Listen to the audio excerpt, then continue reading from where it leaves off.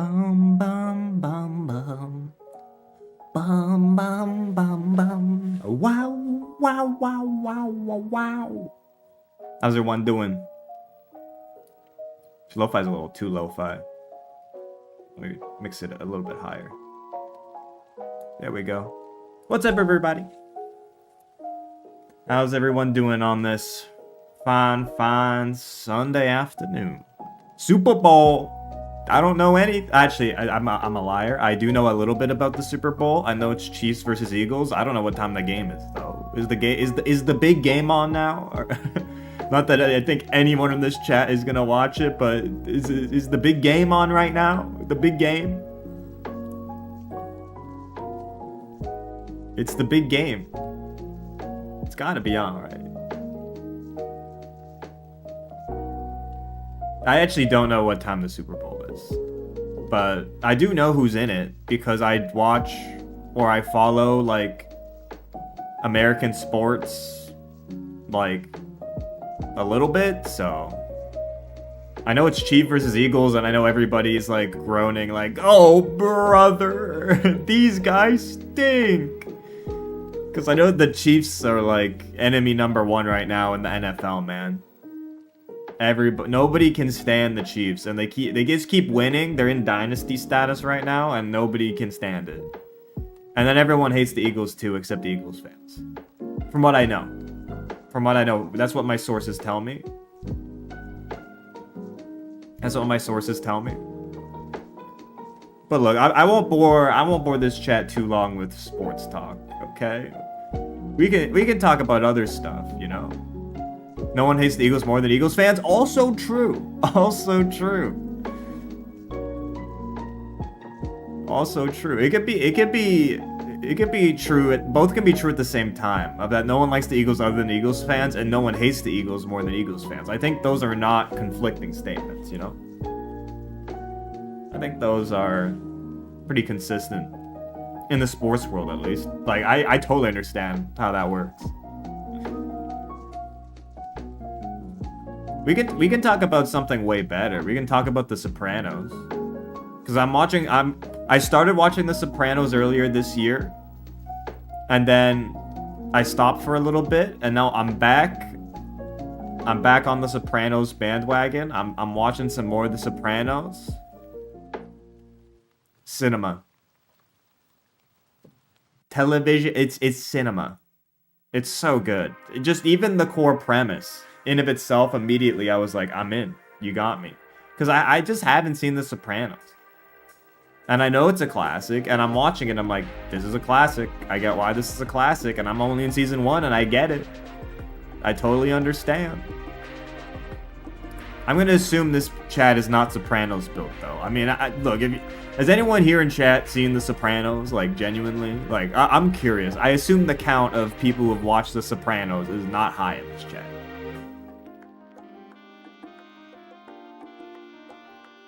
NJ Culture, true. New Jersey Turnpike, dude, The Sopranos intro, also cinema. Also cinema. Seen it through osmosis through parents. Look, we dog on the older generations for a lot of things, but like, there's some good TV, man. There's some good TV from the 90s, okay? 90s, early 00s. There's some good TV in there, man. They're wrong about a lot of things, but they're not wrong about their love for The Sopranos, man. Good-ass show. Good-ass show. So, it looks like people don't know what the fuck The Sopranos is about, okay? Basically, it's more complicated than that, but the initial hook is mob boss goes to therapy. That's the initial hook of the pilot, and obviously as the show goes on, there's more complexity around the mob and it's about the New Jersey mob that's in decline, essentially. But the initial hook of the pilot is mob boss goes to therapy, and it's really interesting. Like, I thought it was about a choir. It is not literally about The Sopranos. Like, it's not about literal Sopranos. It's about the Soprano family. Tony Soprano, alright? Running New Jersey. Alright? Thought it'd be a soap opera? Not really. It's more like it's a crime drama / comedy, honestly. It's low-key kind of a funny show. Like, it's low-key, maybe even high-key a comedy in a lot of ways. Are we gonna talk about the spreadsheet? We'll get into that in the Reddit recap. We can talk about the spreadsheet then, okay? This is Yapise, so we're keeping it... chat plays is outside of the Yapise sandbox, okay? Yeah, it's mid-key. It is mid-key. It's mid-key a comedy. No, Yakuza is high-key a comedy, okay? Look, I've been thinking about playing some Yakuza, but it's just too big of a time commitment, okay? I'd rather spend all my time playing fighting games and still losing. Okay, I like the hat. I literally got this hat today. Like, I was at a local market. There was a vendor. All right, they were selling shirts, but they didn't have a shirt that I really liked in my size. So I'm like, okay, what else have you got? They pulled out the hats, and you know me, I've got a shit ton of hats, okay? I saw this one, I'm like, I know I need this, man. I need this hat. I need this hat, so there you go. Flex the hat. But I literally got this today. Literally today.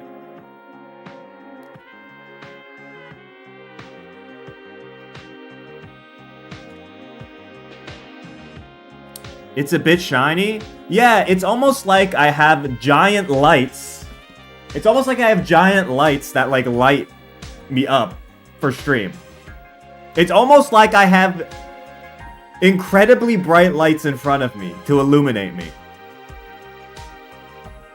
It's almost like I have very bright lights for my stream lighting. Greasy? It's not greasy. What are you talking about? It's not greasy. It's the least greasy it's ever been. It's brand new. Look, it is shiny. Yeah, it is shiny. Yeah, it's just leather. Yeah, it's literally it. It is literally just leather. Great frame 1 rage bait though, Miguel. I immediately bid it. Great frame 1 rage bait.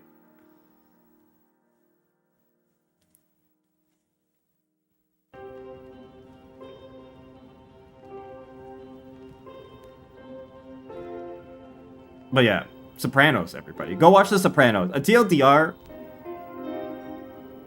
We need more of this chat consuming media outside of video games and anime, okay? Not that you need to stop consuming those things, okay?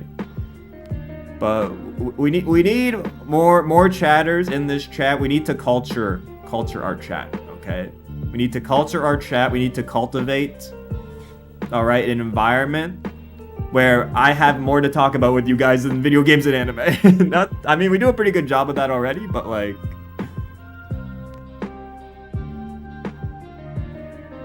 I just want to encourage it, okay? I want to encourage it. Do scientific papers count? Not yes and no. They count in terms of having more life experience outside of like stuff that's computer related, but they don't count in terms of media consumption. Does watching Bluey count? I guess. It's not what I had in mind. Bluey is a very online show to like. Do you know what I mean? Like, Bluey's either like literal children watching like it, or terminally online people like it. And like, that's like, I'd say 80 to 90% of the Bluey consumer base. So I don't think that quite fits what I'm looking for here in terms of expanding our media horizons. All right, I'm talking about what you need to do is watch some media that your parents would watch, okay? We're not only going to heal your media literacy skills, we're going to heal the rift between you and your parents in terms of media you consume, okay? We need to take it back, all right, to 90s, 80s classics so you can actually talk with your parents about media, okay? This is what we're trying to do, okay? We're gonna heal we're gonna heal your media literacy skills and your relationship in terms of talking to your parents about media, okay?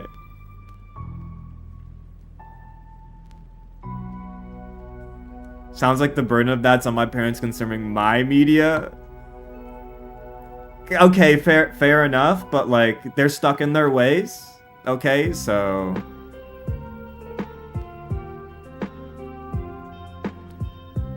my mom just watches reality TV. I don't know if that's better or not. You know what?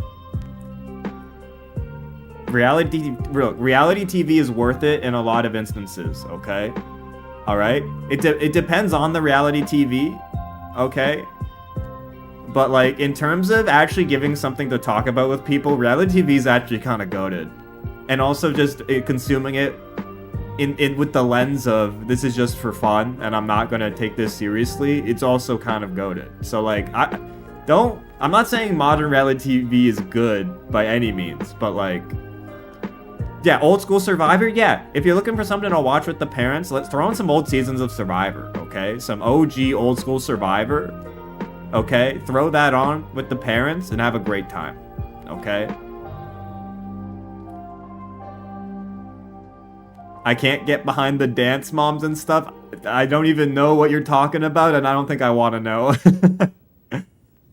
All reality TV is trash? No, it's really not. Also, Miguelo, what are you talking about? Aren't you the guy, like, who's like, I love junk food? Junk food's great. By the way, all reality TV is trash. Like, I don't know, man. I don't even think that's a false equivalency. I think that's apples to apples, and literally like the food to television equivalent, the fast food. It is reality TV. It's exactly what it is. Are you trying to equate Popeyes to reality TV? Yes, 1-to-1. I am directly equivalent. It is actually the most 1-to-1 comparable I could think of. Like, there's some fun in watching trash dumpster fires. You get some good laughs. Bros reaching. I think it's a pretty commonplace thing to refer to reality TV as the junk food and fast food of television. Like, I think that's a very common analogy or comparison. I don't think I'm reaching at all. I think I got my finger on the pulse of literally what people say about reality TV. Checks out, I love Popeyes and I love junk food. Based.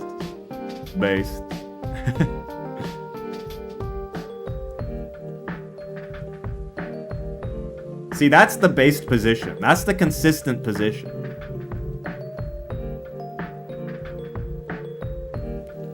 It's a very cold take. Yeah, it's a very commonplace take. I'm not saying anything revolutionary here.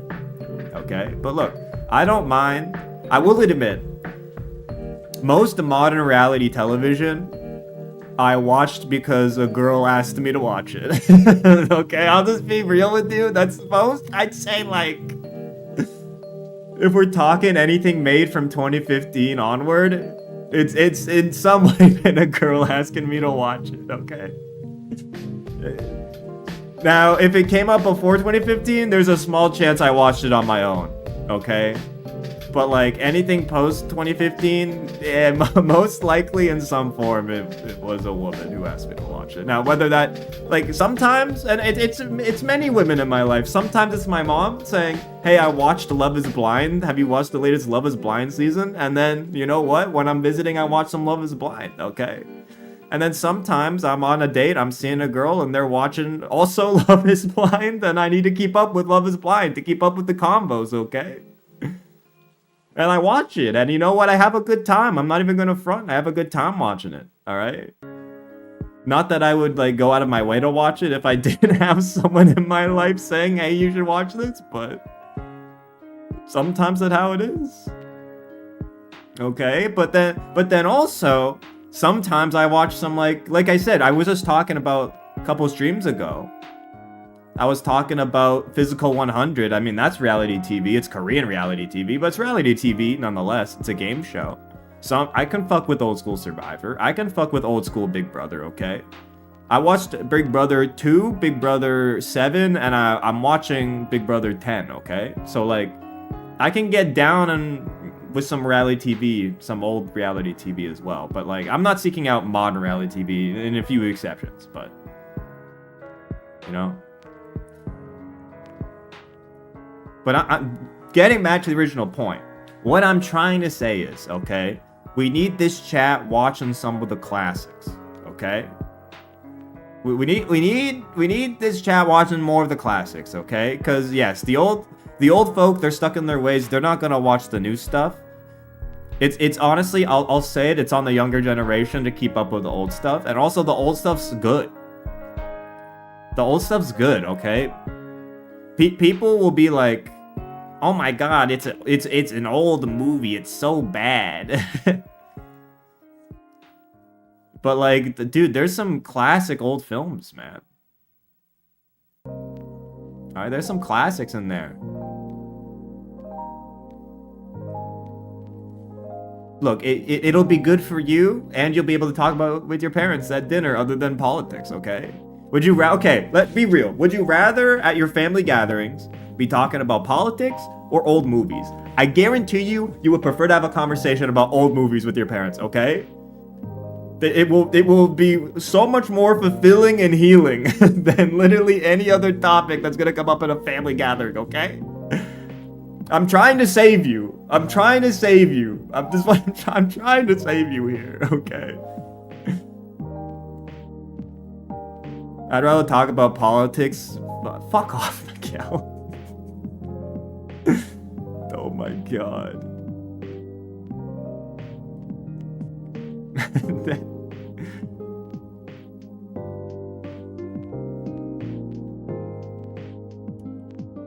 I'd rather not talk to anyone? Okay, that's a different position entirely.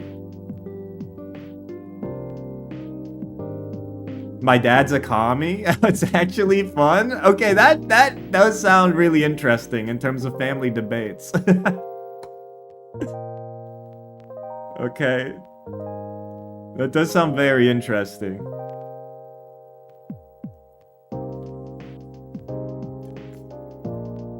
Insane guy asks, what's a commie? Mom, what's a communist? Well, son. When the means of production and a capitalist love each other very much.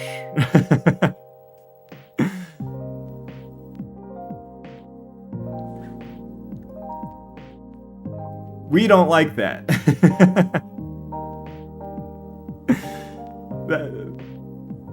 That's funny as fuck. Oh, a communist. Yeah, it's a communist. Go on, Pav, drop your take on the Communist Manifesto. We're not going that deep into politics, please.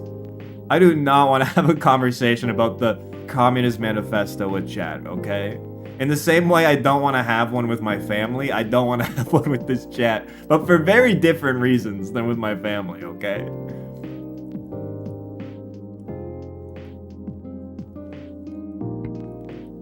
I thought this was a politics stream. Yeah, but like, we don't want to talk about books.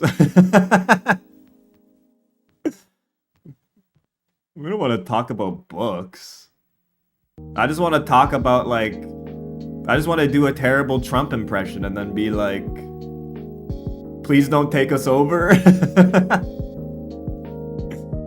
but like, what would happen? But what would happen? Three Houses are the politics streams. Also true. Three Houses discourse is politics, but that's also banned in this chat. So maybe it's not an adequate replacement.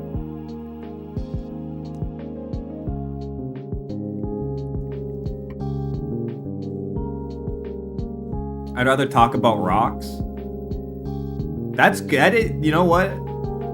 Tag yourself. Metamorphic. I forgot the other two. Wait. Metamorphic. Igneous. Sedimentary. I got them. I got the three, right? Those are the three? I think I got it. I think I got the three. Tag yourself. Tag yourself. Which rock would you be? Yes, all three. Igneous. We got a lot of igneous heads in this chat. We got igneous maxers. But like, what if I was a igneous rock? Like, what would happen? Quick rundown of the 3. Igneous is like lava rocks, right?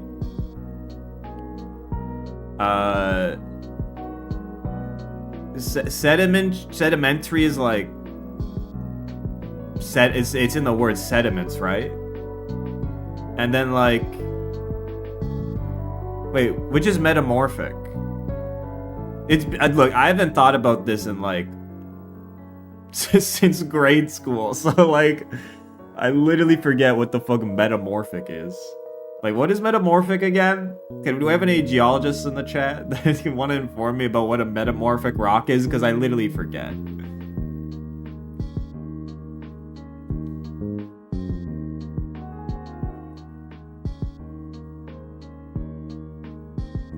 Sedimentary I get. Sedimentary I get. I literally, what the fuck is metamorphic though? Middle school is a waste of time? I don't know what you're talking about. This conversation is great. Look, if middle school enabled us to have this conversation right now, it's not a waste of time. It's one of the other two, but the process stops. It's like half melted or combined rocks. Ooh. That's cool. I fuck with that. Maybe I'm metamorphic. Maybe I'm fucking with the metamorphic rocks.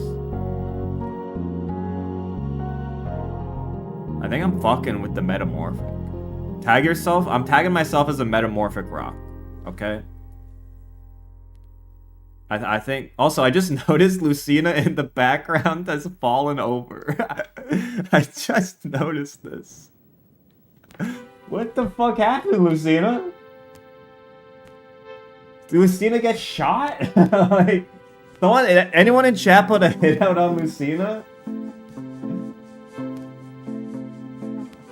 I think she's dead. The fuck? What happened? Chat, you didn't kill Lucina, did you? You didn't mind move Lucina and then like unequip her? Like, what the fuck? That's crazy. She got lethality. I don't even know how she fell over. Was she upright at the beginning of the stream? Like, she got off screen, bro. She got the Dimitri treatment, man. She got killed off screen.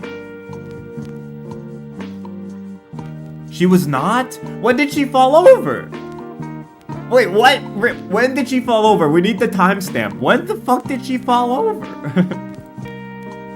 She was not. Okay, she was not as in like... Okay, there's no timestamp. She had already fallen over. Okay, help her? I think she's dead. I think she's beyond help, to be honest, but... She was never upright. Okay. I'll help her back up.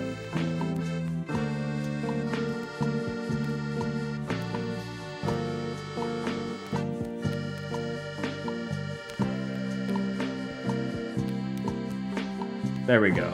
Back upright, brought back to life. All right, we hit the reset button. She's back.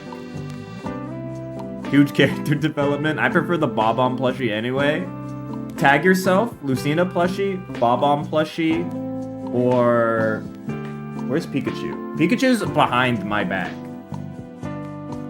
Oh. Pikachu is like down there with the Apex plushie. Or you can tag yourself as the blue shell. You've also got the amiibos. There's also a Kiritsugu Emiya Figma. There's also the Lucina Figma. There's also the Jin figure. Tag yourself. Tag yourself.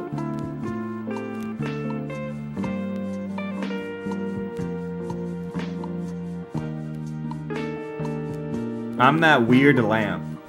It's a very normal lamp, but I guess we can call it weird. I'll give you that.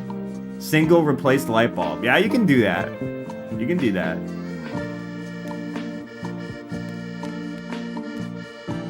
Blue shell for shout. Wow, shout.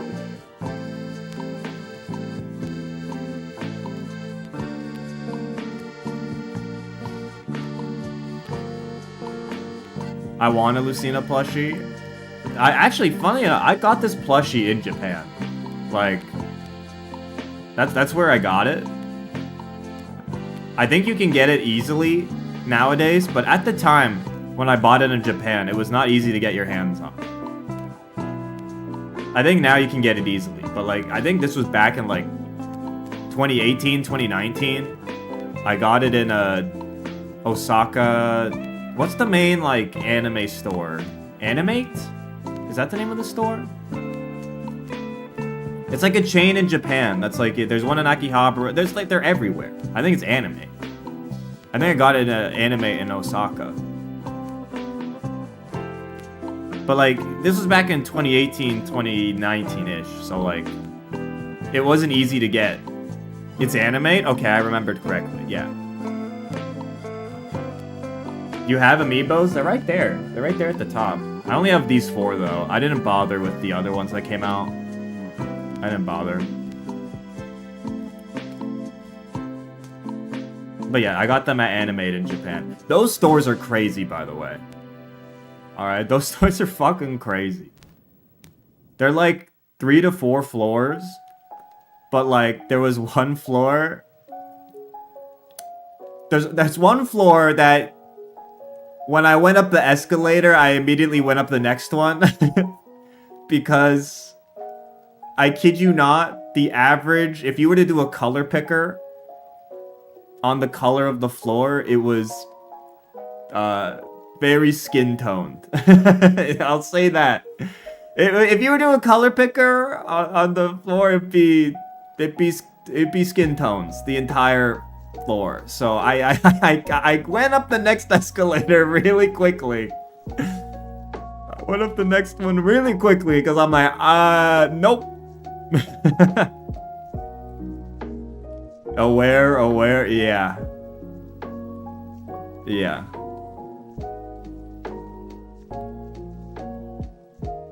Crazy store. Crazy store. Hashtag Japan. What does that mean? You don't want to know. You don't want to know, Insane Guy. You don't want to know.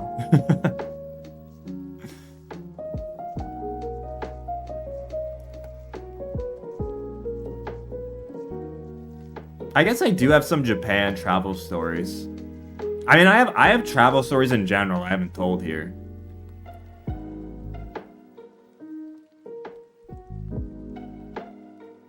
But I'd have to think of like what specific story to tell, you know? Cause I've been to Nihon. I had a trip in Nihon. I was in Osaka, Kyoto, Tokyo. The Nihongler? That is the worst. The Nihongler is crazy. What the fuck? Is Japan the only place outside North America have you been? No, I've been to Istanbul as well.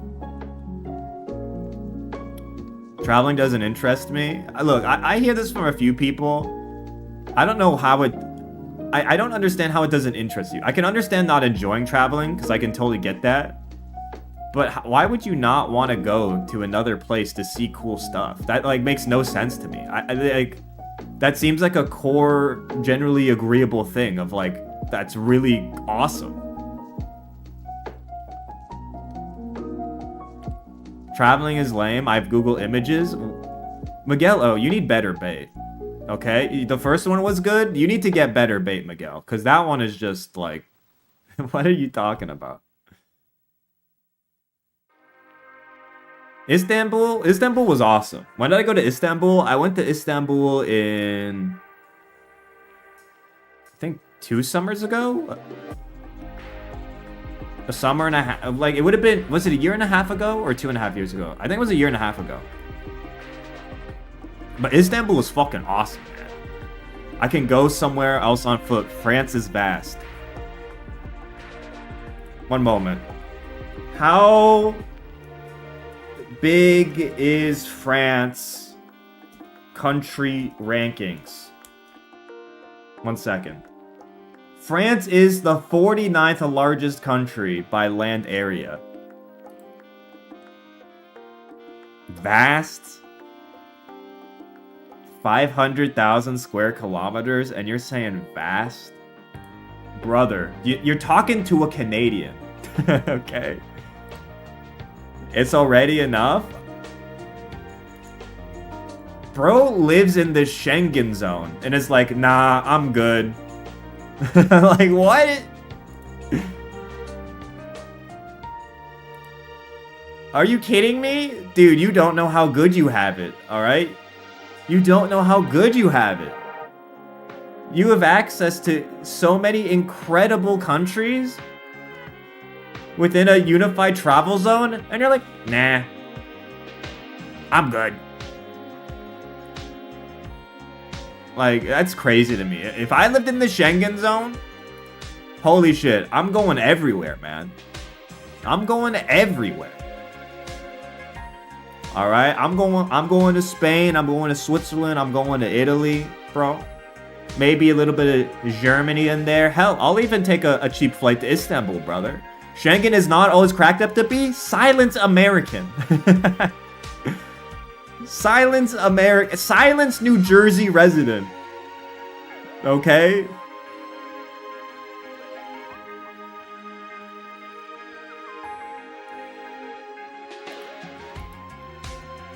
I don't know what you mean that like having easy access to tons of countries without having to go through border crossings like isn't awesome.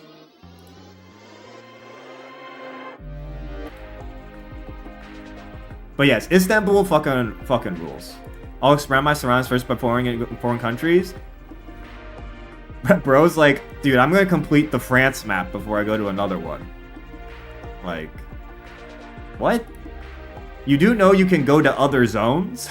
Like, you don't have to fill in 100% of the map to go to the next zone. Like, that's not, it's not a requirement. I'm putting it in video game terms to like, yeah, bro thinks he needs to get all the waypoints. Yeah, like, what the fuck, bro? He's stuck in Spawn. He's stuck in Spawn. He's got fast travel to anywhere in Europe, and he's saying he's staying in France in Spawn. Like, what the fuck are you doing?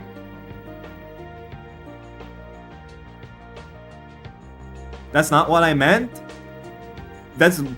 I'll explore my surroundings first before going in foreign countries. Like, what are you talking about? He needs to complete the tutorial area.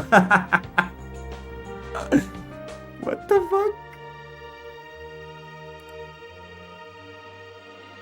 That's not what I'm not filling a map. That is kind of what you said, though. Like, I cannot comprehend the state of mind of being like, of having easy and relatively cheap access to the entire continent of Europe and just staying put. That makes no sense to me. Okay, that kind of blows my mind. Not that there's stuff that France doesn't have to offer. Okay, you know what I mean? I'm probably gonna be in Europe later in the year. Okay. Okay. And I will probably be in Spain and France, okay? I will be there. It is not cheap. Bro has not seen the travel prices anywhere else in the world. What the fuck? Europeans, what the fuck, man? I'm trying to go to bat for you, but like, you literally have no idea how expensive it is to travel literally everywhere else in the world inter-country. Like, what are you talking about? Relative to the rest of the world, you have it great. It's way cheaper to drive. Bro, you have to own a car! Yeah, it's cheaper if you have to buy pay for gasoline nonstop and also pay for a vehicle and like put like a down payment and pay it off over 5 to 10 years. Yeah, and then it's cheaper. You know? You just have to own a car. Then it's cheaper. What the fuck?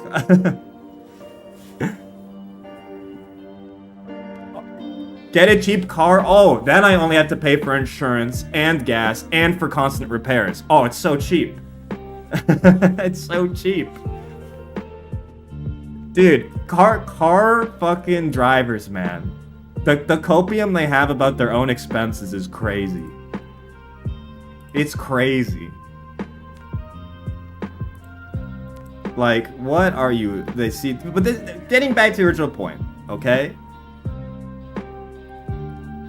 I don't want to go to train stations in France. You don't know what you have. You don't know what you have. You don't know what you have. You have been gifted a transportation system that can take you anywhere on the continent. And you're just saying, nah. Okay? Look, I'm not even going to bat for Deutsche Bahn, okay? I have my own qualms with German transportation companies, okay? I took a flight with Lufthansa, and I almost had an aneurysm from how bad the experience was, okay?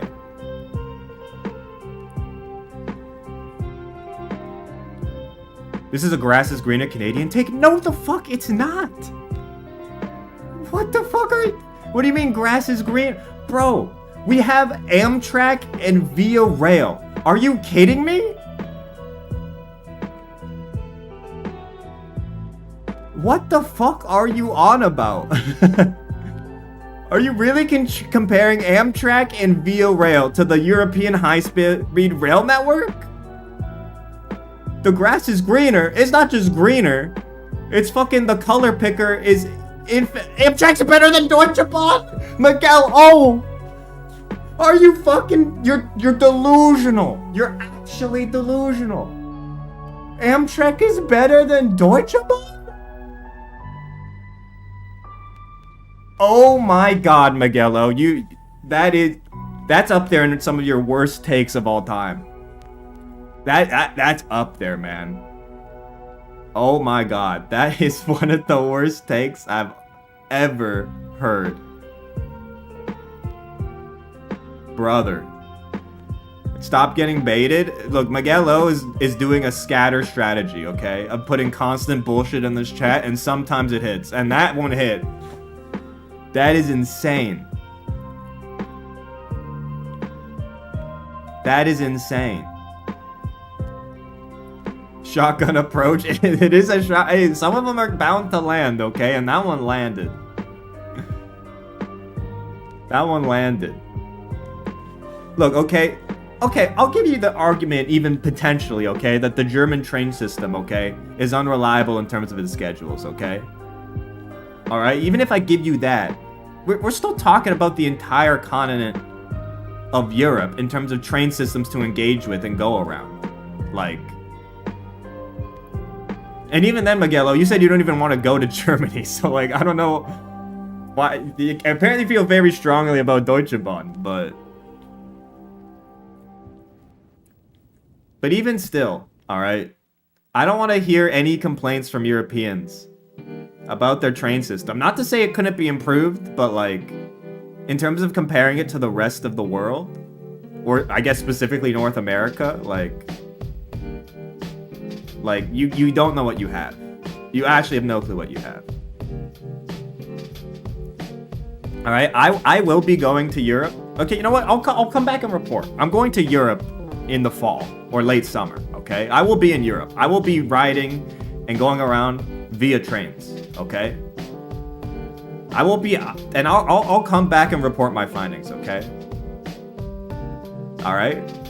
Because you are right in a sense that I am talking from a Canadian perspective, you know?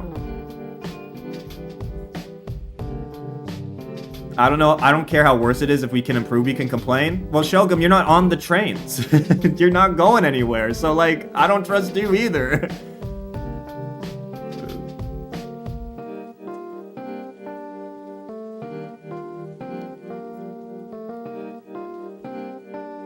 You're not going on the trains, so I don't take your word for it.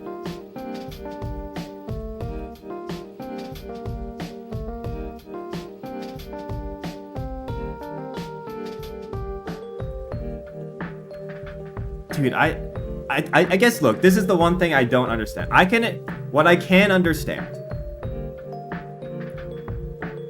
You are not using the systems you praise? Yes, I use way worse systems on a regular basis, okay? And I do praise them. In this, even though I'm shitting on them right now, I also want to see them used and improved, okay? But I take trains in Canada all the time. I use public transport in Canada all the time. I don't own a car. I use them, and I look at the European system and the high-speed rail and the rail prices, and I go like, why can't we have that? Okay? So I'm speaking from a perspective of our system being even shittier than yours and still using it and appreciating it, okay? All right? And then I look at your system and I'm like, man, if I had access to that system, I'd be going everywhere. I'll be going everywhere. How car dependent is Canada? It's like America Light. Most Canadian things are America Light. So like, it is very car dependent, but like we're not 100% like, we're like 1 or 2 degrees below American in car dependency. Okay? But like, we're still pretty car dependent. But like, we also have a lot of smaller cities that, you know, like, do make an attempt to have okay transit. Do you drive? I can drive, but I don't drive.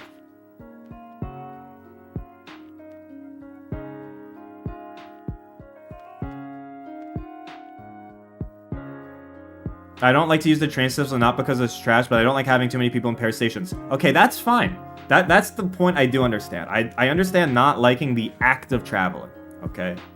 I understand that. That makes sense to me. The idea of being away from home, away from like familiar things and around unfamiliar things, not being familiar with local customs, languages, and systems, not enjoying the travel experience of being on a train or being on a plane or being on anything, like, and then the act of self-traveling being tiring. Like, I can totally understand not liking those things and that being a reason why you don't travel a lot. That makes sense to me. But not traveling because you simply don't want to see other places does not make sense to me. Like, having the means to travel and ability to travel and see in other places and then just deciding, nah, like, I'm cool just being here and I don't want to see other stuff, like, that doesn't compute in my head. I don't know why you wouldn't want to see other places. Because every time I go and see new places, it adds value and fulfillment to my life, like, every time. You know? Like, pretty much every single time. And also, yeah, expensive. Yes. And traveling is expensive, yes. This is what I think is very clear in my head. And look, you're not alone in that. But like new places are good for you. Being in new spaces and environments is good for you. In limited, obviously, like doses, okay? But back on that culture, new perspective die. Yes. It's like watching new TV, being in new places, like, a diversity of experience can only have benefits. All right, in my both experience and worldview, you know. Like, I think my trip to Istanbul is one of my favorite trips ever. Like, Istanbul and Turkey, probably the furthest you can get from, like, or not the furthest, but pretty far from North American Canadian culture. Istanbul fucking ruled, man. Istanbul was the best. That place is awesome. First off, the touristy shit is actually goated, or actually cool. You know? Like, the tourist shit is awesome in Istanbul. Like, the attractions and the things there are actually cool, okay? Like, those giant mosques that are like the flagship of Istanbul are actually fucking sick. Like, Hagia Sophia is sick. Alright, the Suleiman Mosque is sick, okay? Even the older, like, just all the old mosques and, like, all those attractions, the big, like, highlight ones are actually really good and cool. Alright? There's stuff that's a little more touristy that isn't as great, like the Bazaar or the Grand Bazaar. The Grand Bazaar is kind of like...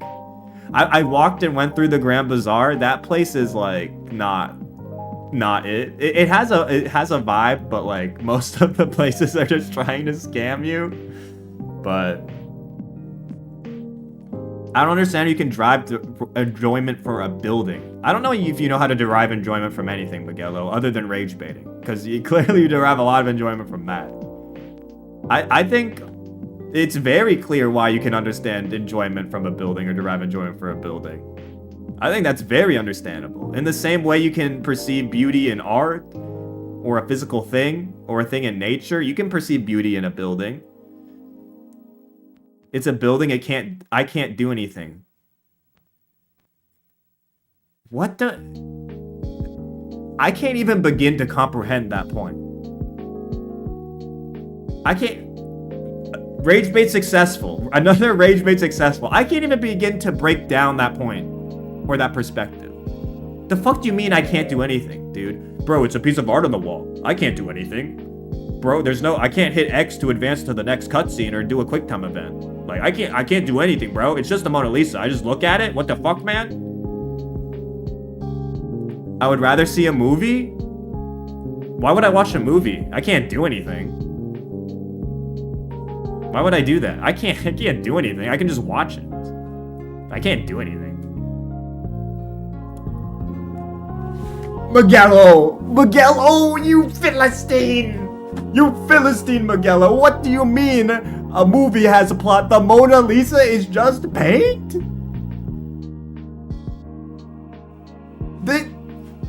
You have the gall to call other people Philistines when you say the Mona Lisa is just paint? Another successful rage bait. What the fuck are you talking about, Miguel? What?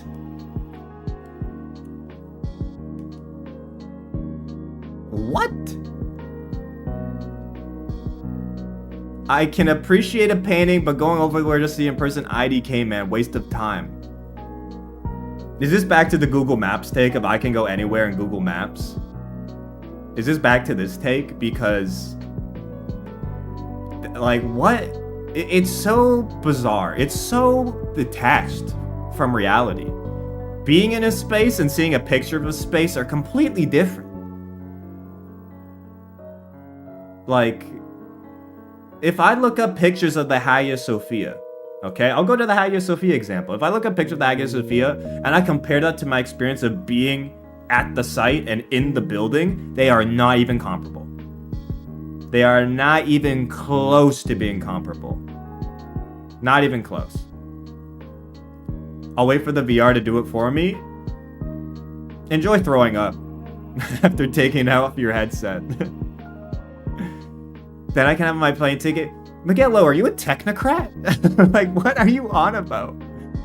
I'll do the VR headset and then I can take your plane ticket. I'll take my VR headset. Like, that's not even what technocracy means. No, you're right. You're right. I used the wrong word. All right. But like, what? That is mind blowing to me. That is mind blowing.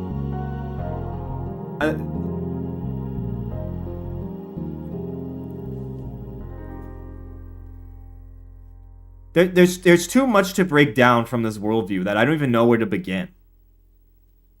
It's so immaterial. It's so... Okay, appeal to nature incoming. Appeal to nature inbound. Appeal to nature inbound. It's so, like, unnatural. Like... It's objective? It's not objective. Your eyes don't perceive the world in pixels. It's not objective at all. Your eyes do not perceive the world in pixels. That's not the way they process information. That's not the way they process senses.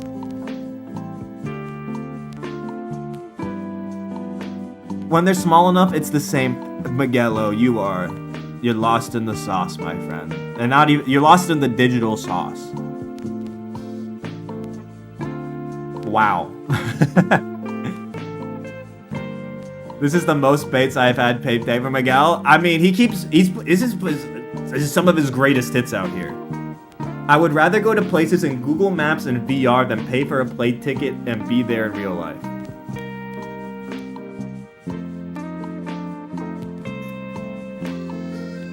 It's straight heat. It's straight fire in terms of rage bait. Throwers, this is your king? Look, I'm not even saying, like... I think VR has a place that's, like a substitute for people who don't have mobility to get places. I'd much rather pay $0 for a good experience than big dollars to ride a plane. What are you paying $0 for in the year 2025, Miguel? What are you... Miguel, you better tell me where you're paying all these $0 to get all these experiences, because I want to sign me up, brother. $0? For all these... In the year 2025, for all of this? For your VR setup? And your rig to run it? And the internet? Where are you getting all these $0 experiences, Miguel? It's incredible. And the power bill, yeah. All these $0 experiences. Okay, 0 after getting it. Oh yeah, so it's $0 when you, like, don't count the costs. You know? Well, yeah, when you don't count the cost of getting it, $0. But... $0, like... This is your brain on... this is car think at work, actually. Ladies and gentlemen, this is car think at work. It's car think applied to, like, internet and technology, okay? This is car think of... I can get everywhere for free. I just have to pay the upfront cost of my car, my insurance, my gasoline, and repairs. But otherwise, I get everywhere for free. This is car think, car brain rot that has deep-rooted into your brain and is starting to bleed. Just bleed out into every other part of your thinking process, okay? It's actually free when you don't count all the upfront costs. Like, $0 into Imagine the Mona Lisa? True! Bro, why would I go anywhere when I could just use my imagination? Bro, I'm in Istanbul right now, brother. For $0, bro, it's like I'm really there. The Mona Lisa is right in front of me for $0. It's beautiful. I can take out this incredible, or take in this incredible work for $0 right now, ladies and gentlemen. Wow. Oh, what? I'm on a roller coaster. Oh my god. I'm at Universal Studios. I'm on the fucking... No, I'm at Canada's Wonderland. I'm going up and... $0. Bro, that experience, my friends, is $0. Isn't it a wonderful thing? Oh my god, bro. I'm hiking up Mount Everest. I'm going, the Sherpas are guiding me. They're taking me up the mountain. We're going up to the summit. We'll make it there tomorrow morning. Oh my god. And all this for $0. Oh my god. Dude. It's a... Wow. Wow. It's... incredible. Alright, that's an hour of Yapise. We gotta wrap it up. Great Yapise segment, though. Great Yapise. Great Yapise segment. Great Yapise segment. Dude, the $0 bit... The $0 bit is crazy. Bro, it's $0 if you ignore all the upfront costs. What would Yapise look like without Miguel's rage baits? It'd be a lot more chill, for better and for worse. But like, honestly, Miguel brings a rage bait vibe to the function that some people don't appreciate. I don't tally my electrical bills. Bro, it doesn't cost money if you don't tally it. It doesn't cost money if you don't tally it. That's true. I guess so. That if you don't tally up your bills, they don't cost anything. Infinite money glitch, everybody. If you just simply don't count them, they don't count. Infinite money glitch. Infinite money glitch. Just don't count your expenses. And they don't exist.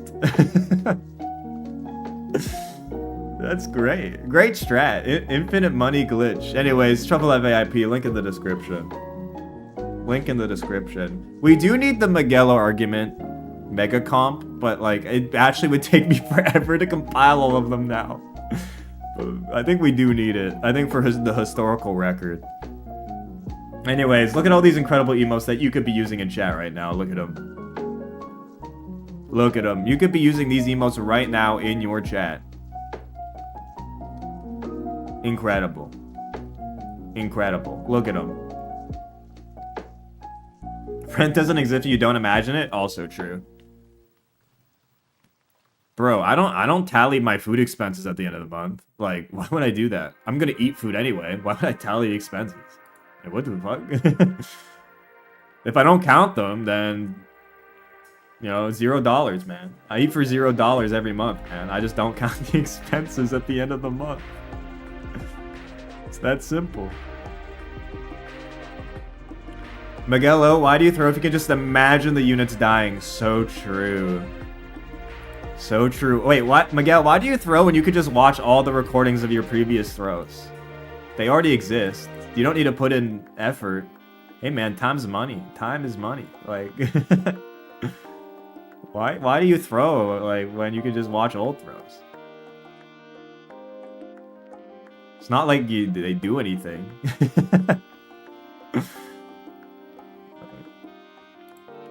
Also, we have to talk about this. We have to talk about this. We have to talk about this fucking... these stats. Swordmaster Ari, you're getting an upvote. But what the fuck? I think I replied to you on Discord when you posted this saying, what the fuck? It is the top 10 chatters, the most my moves. After 27 streams, and there's 299 unique chatters who've gotten a my move, and 188 have been rolled more than once. This is the full my move count. Look at this. This is the full my move count per chapter. Like, this isn't... Look, for the record, I have considered tracking this at some point, but I decided not to because I thought it would be too ridiculous and hard to upkeep. The fact that you were going through each VOD retroactively, keeping track of every my move that has ever happened in the fucking series is crazy. But look, I won't fucking dig the result, or I won't diss the result. It's incredible. Look at r/data is beautiful, man. I mean, just look at this. Just look at this. Combat failed, combat winning. Look at these combat failed. Look at all these failed attempts. Weapon, you even got the weapon name my moves, man. It's incredible. Incredible. So if you want content like this, r/Pavise is the place to be, okay? r/Pavise is the place to be for incredible content just like this, alright?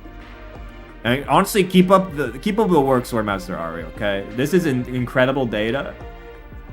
Okay, and I'm curious to see how the data looks like or shakes out in the grand scheme of things. How many my moves total? What is the total my move count across the entire run up to this point? Like, like cumulatively. Is there a comment that has it? No, there isn't, but...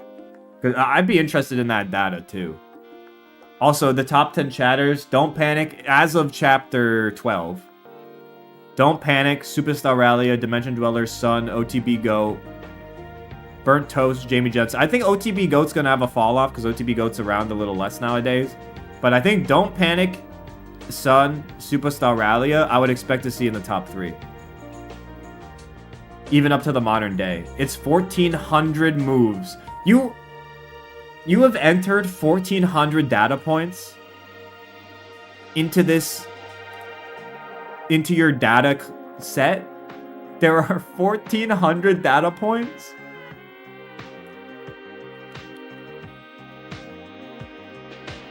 And this is only chapter 12. This is only chapter 12. This is as of the first 27 stream. Good thing there's only 50 more. Godspeed, Swordmaster Ari. Godspeed. If you look, I'm sure chatters will help you out. I'm sure chatters will help you out if you want to make this a collective effort, because that's a lot of fucking data. But honestly, I can't wait to see the results. I can't wait. I cannot wait. 1,400 up to chapter 12? Yeah, that is crazy. I mean, if you think about it like turns per move, it makes sense. It checks out how this could be 1,400. But yes. Anyways, we'll take another look at the Reddit later today. Let's keep it rolling. Bingo. Let me get the bingo link in chat. Let me copy. Let me paste that. Alright. Also, I hope you guys enjoyed the highlight. I forgot to yap about the highlight, actually. The highlight went off. In terms of, like, the thumbnail hit and the video hit. First highlight in weeks. Look, it's not easy making all these highlights, I'll tell you that, but honestly, it hit. That highlight is like top tier. It's a top tier one. Like that playthrough or that run is one of the greatest runs like in the series history. So like the fact that honestly I got a great thumbnail for it and it's hitting and people are loving it. They're loving it. The people are loving it. Like, I mean, makes me happy. Brings a smile to my face, you know? And finally, channel memberships, alright? Best way to support the channel is channel memberships, alright? If you want times to watch the chat plays from. If you want meme the stream eligibility, I think this meme of the stream going on the meme screen, this was brought to you by Aegis Buster, I believe? Yeah, Aegis Buster on the meme screen today. If you too want to make submissions, become a channel member, and also look at all these incredible emoji that could also be yours as a channel member. Alright, let's play the game. That Yapise actually was way longer than I thought it was going to be. I don't want to be competing with the Super Bowl. Not that, like, my audience cares about the Super Bowl, but I don't want to be competing with the Super Bowl late into the run, okay? Or is it the Super Bowl who's competing with us? I think it might be the other way around, actually. You know? Oh, fuck, that's today? Europe?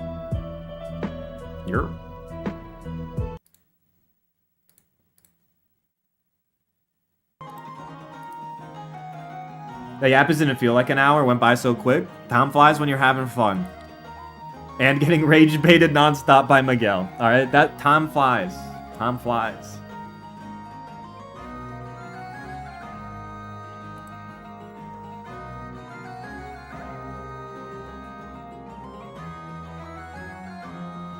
Who give a fuck about the Pooper Bowl? The one thing I do care about at the Pooper Bowl, so to speak, is the Kendrick performance. I will definitely be checking out the Kendrick performance, just to hopefully see Not Like Us performed live in front of a full stadium at the Super Bowl. Okay, that's the only thing I care about at the Super Bowl. Everything else, I don't care. That's the only thing I care about. Or that I will check out. Everything else is like whatever. I will be checking out that halftime show though. I will be checking out that halftime show.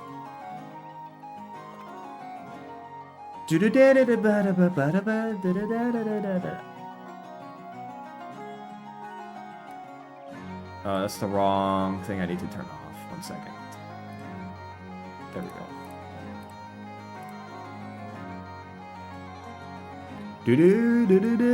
Alright, let's do some My Castle. Hopefully get some good boosts for our army and keep it pushing. Skill and luck surge for Camilla, honestly not the best, but speed defense for Flora is cooking though. That extra defense on and speed for Flora, kind of a goated surge. Kind of a goated surge. That'll improve Flora's survivability by quite a bit. We'll take a crystal. Give us some more good surges. You are not alone. Lilith's staff. I actually don't know what that one does. I don't remember. Res surge for Shura. He's gonna cook even harder. And magic might help him with Shining Bow too. These are great surges. These are great surges. Lilith's staff. Dude, what? These dead motherfuckers keep leaving their shit around, man. Including Lilith. When has Shura been killed by magic? He hasn't been killed by magic, but he's definitely taken chip damage from magic. And I mean, we can just make it even less damage he's taken. So I think, hey man, it's a bonus. A bonus is a bonus.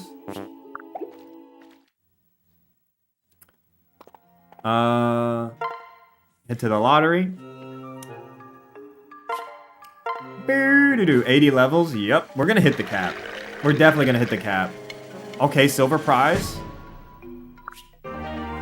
That's not bad. That's not bad. I don't know if we have another javelin we can forge, but that's not bad at all. That one might be sellable as well. Okay, let me see. What are these items? Okay, this is just the heal staff, but with range. It's like mini physic. Actually, wait, it's all nearby allies. Isn't this a really good staff? Wait, what the fuck? It's a one-use staff, but isn't this really good? One use, 7 to 10 heal, all nearby allies for 1 to 5 range, but it's one use. That's actually kind of goated.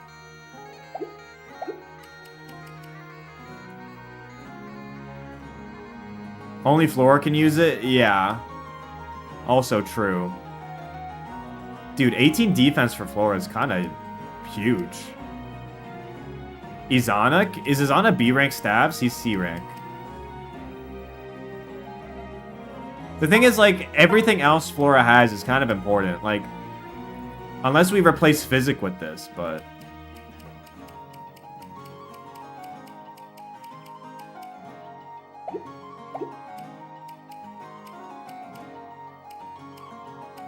Like, I don't know what you ditch here if you're Flora for that staff. Both are one use. We keep Freeze for sure. Flame Shuriken isn't useful on this map. I do agree. There's a lot of res on this map.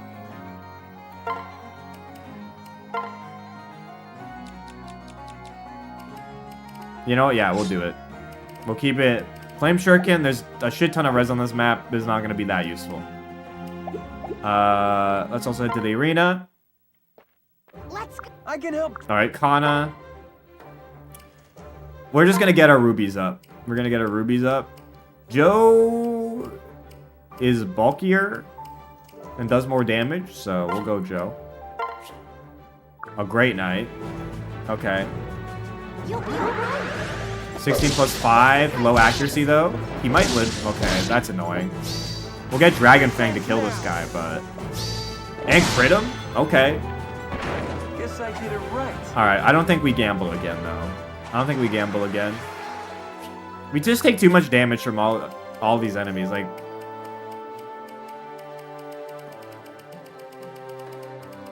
Dragon Fang crit is crazy, but I think we just quit now. I think we just quit. We're at 28 HP, man. There's no way we win. When was stop gambling a thing? It was added like last stream. It was added last stream. It's a maid. Okay. I'm gonna yield if this looks like an L. I'm yielding. I'm yielding. Ain't no way. Ain't no way. Ain't no fucking way I'm taking that fight. Look, I yielded properly for the first time of all time, okay? People can change. People can change. I yielded for the first time successfully ever. Okay? People can change. I'm living proof. Alright, Kana, Leo, Flora.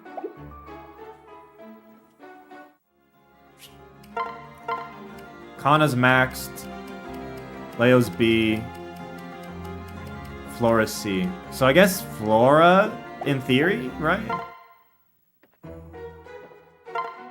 I guess Flora, Leo, chat. Flora, Leo. Bum, bum, bum, bum, bum, bum, bum, bum, bum, bum, bum. Whoa, whoa. I'm seeing a lot of Floras, so we're gonna go Flora. Do do do do do do do do do.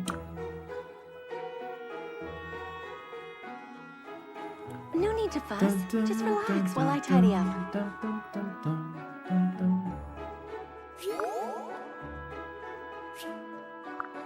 Alright, does that give us a support? It does not. Okay, so there's not much else to do here. I mean, I guess we check on the javelins. No skip? I literally forgot. I was adjusting my head. I don't think we have anything to force this with. Because we have this forged javelin. I mean, having extra javelin's not bad. I mean, Dedudite is a forged javelin already, I think. I mean, having a spare javelin, not bad. I don't know if we have anyone who can use that spare, but we get another one? Another forge? Actually, how much does a javelin cost? Is it worth it to buy one to forge, like, Haitaka's javelin?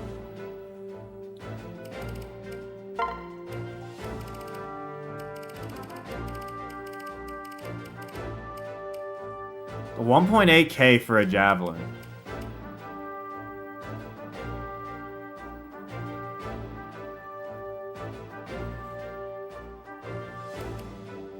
That isn't bad at all. Haitaka doesn't use his javelin anymore. It gets him doubled. Also true.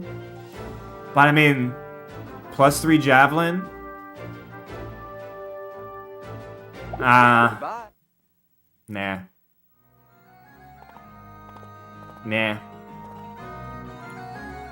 We'll hold off. We'll hold off. Okay, let's just get into the chapter. I'll hit save on this. Let's just get into the chapter. New highlight maybe reminded me how badly Haitaka's fallen off. Yeah, unfortunately. Haitaka has fallen off. His rally is still undeniably useful, but his combat utility has kind of tanked. Like in the grand scheme of the playthrough, for sure. Okay. We have our strategy kind of figured out here. Obviously, there's going to be changes in said strategy as things go along, but Leo and Kaze, you send them up this side of the map. It is Cook City. It's actually Cook City. It's Cook City. So I think that's massive. Also, yes, Haitaka's seal utility is pretty high that we don't use a lot. Because I mean, that's what makes Javelin. If when he attacks a Javelin, seal defense, someone who can't counter him, that's pretty good.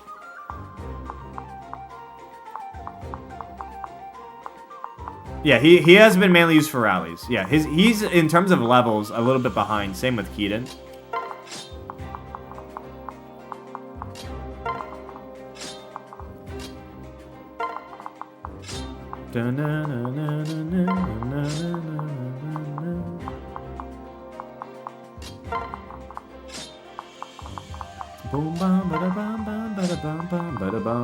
Seal defense and seal speed. Also true. I think this actually might be... We might be underutilizing this. I agree with that. But keep in mind, he does have strong riposte. Not that it comes up a lot. And swap. I mean, he has a lot of utility. We're mainly using his rally utility. But yeah, his seal defense and that stuff's pretty good. So, like, maybe we gotta use him more in that context than, like, pure combat for kills. It's more like kill setup against tougher enemies, you know?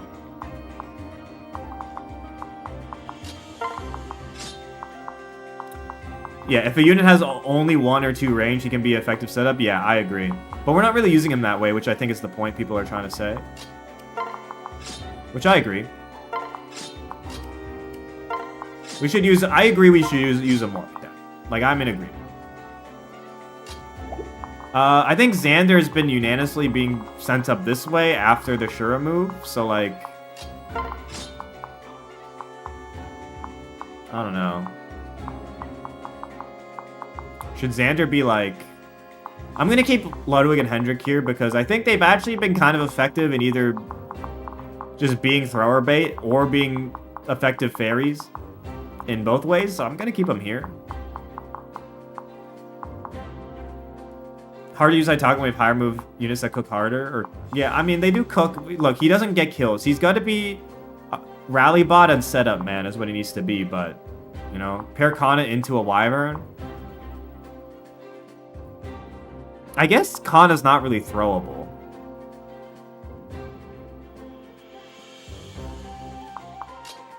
Because I guess you could do like...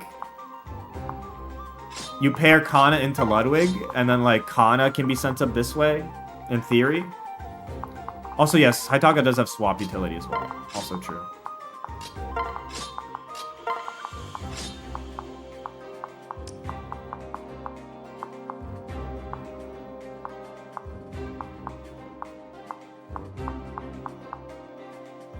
Dropping Kana to the Yamyoji with Drip to Shura cooks really hard. Yeah, look, having Shura be an option to get kills up here, or Kana have an option to be kills up here is really strong. Leo can kind of just solo with limited support here. And honestly, even if Kana gets dropped over here, she's fine, to be honest. So I think we're chilling actually with the setup. I don't think we need to do much more. I don't think we need to do much more. I think we're ready to get going. I think we're ready to get going, folks. Does Leo already have a magic tonic?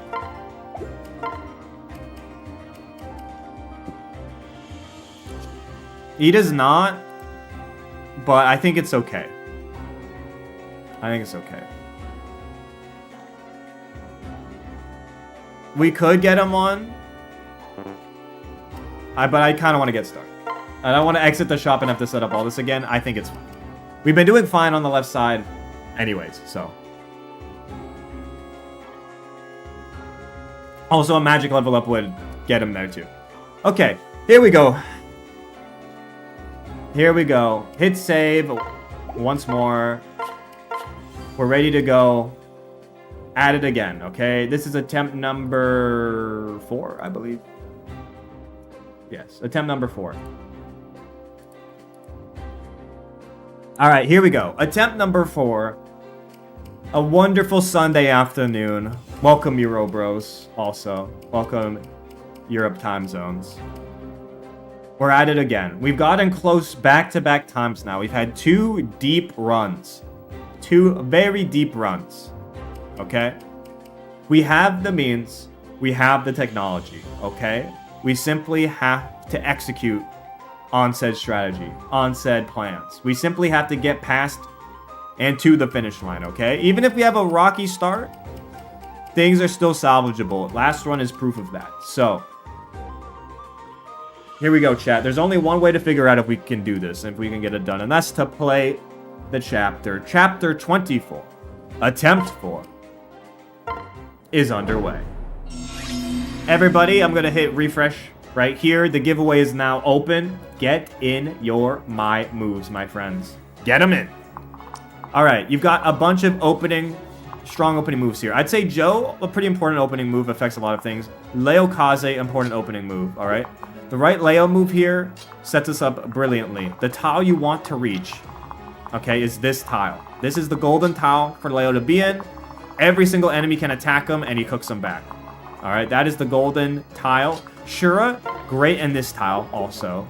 Kana being dropped into this tile, also great also. Or dropped into this tile for additional bait, also great. Hendrik, you kind of probably just want to move up the map. He's going to just be a fairy. Or throw him if you want to throw him.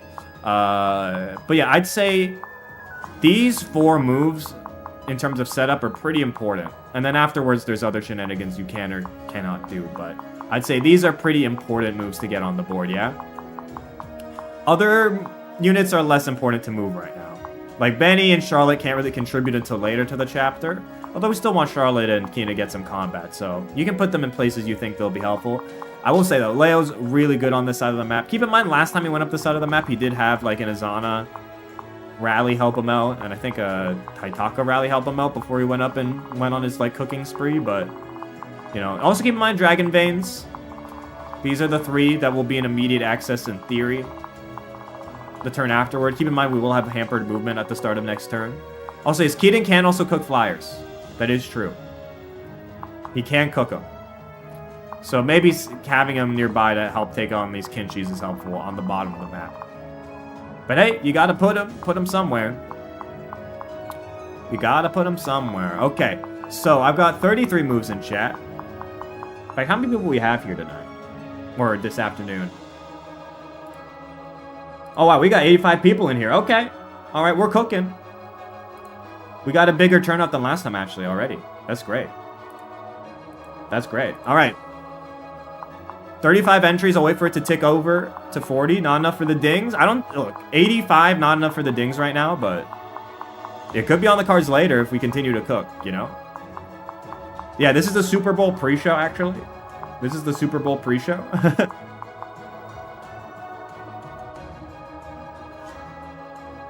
Turn 1's really important. It is really important. It is really important. I got 37 moves in chat. I'll wait for a few more to trickle in, and then we'll get the show on the road. We'll get this show on the road. This chapter also can go pretty fast if we do the right moves, you know? The high movement Dragon Veins really let us kind of schmoove and get things done, so... Alright. 37 entries. I think we got most of them in. I don't see too many more coming in. So I think let's start rolling it.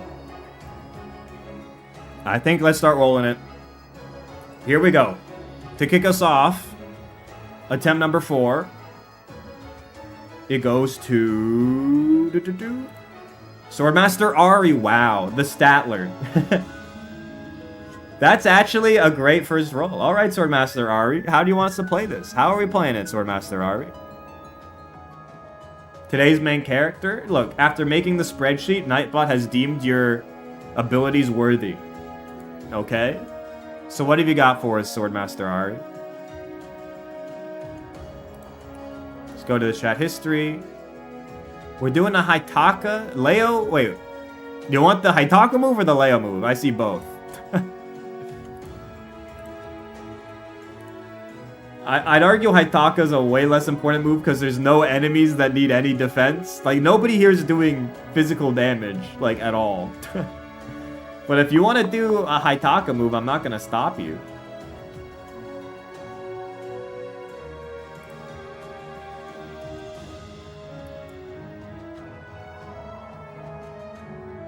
I mean, left 2, up 2 is this. For the record.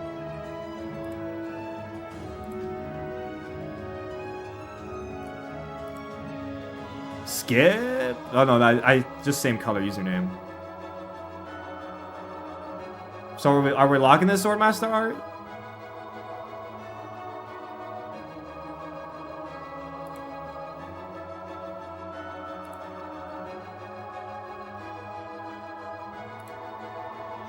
Where did Ari go? Ari gets rolled and then disappears? I mean, look, this is our last move. I'm going to plug it in. But... They got rolled, said no shot, and then, like, did their internet explode? Like, what happened?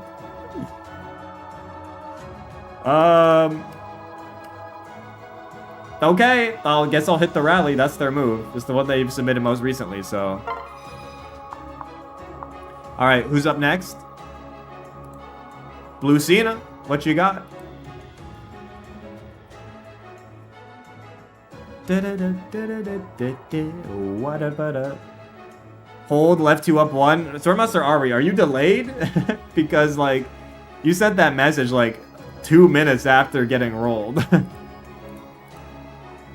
Let me type. All good, Blue Cena.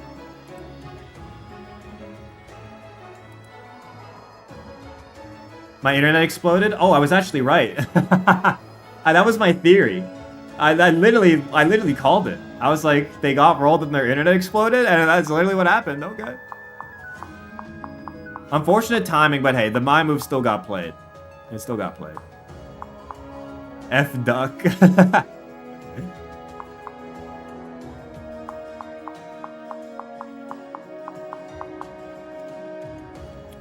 Da, da, da, da, da, da, da.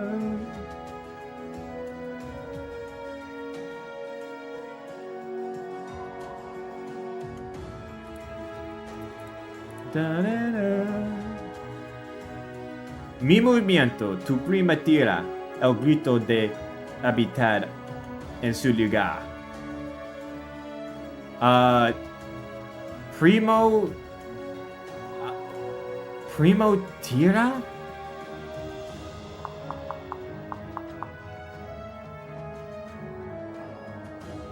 I don't even see a name in this. I don't even see a name.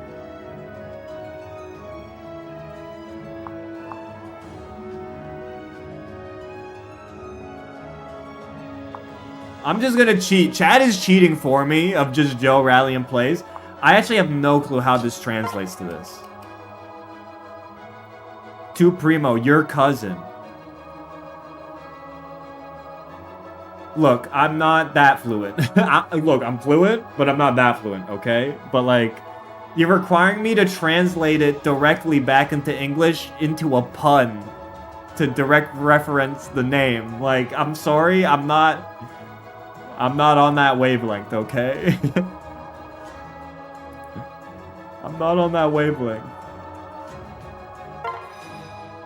That's a good rally though, nonetheless.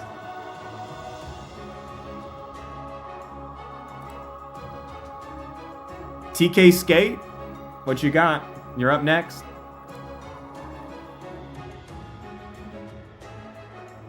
Or TC Skate, my bad.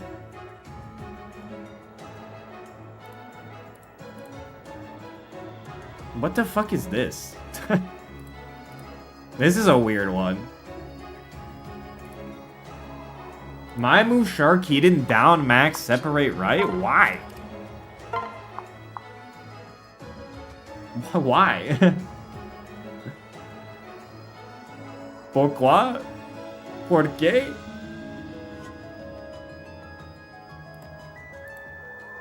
I mean, why?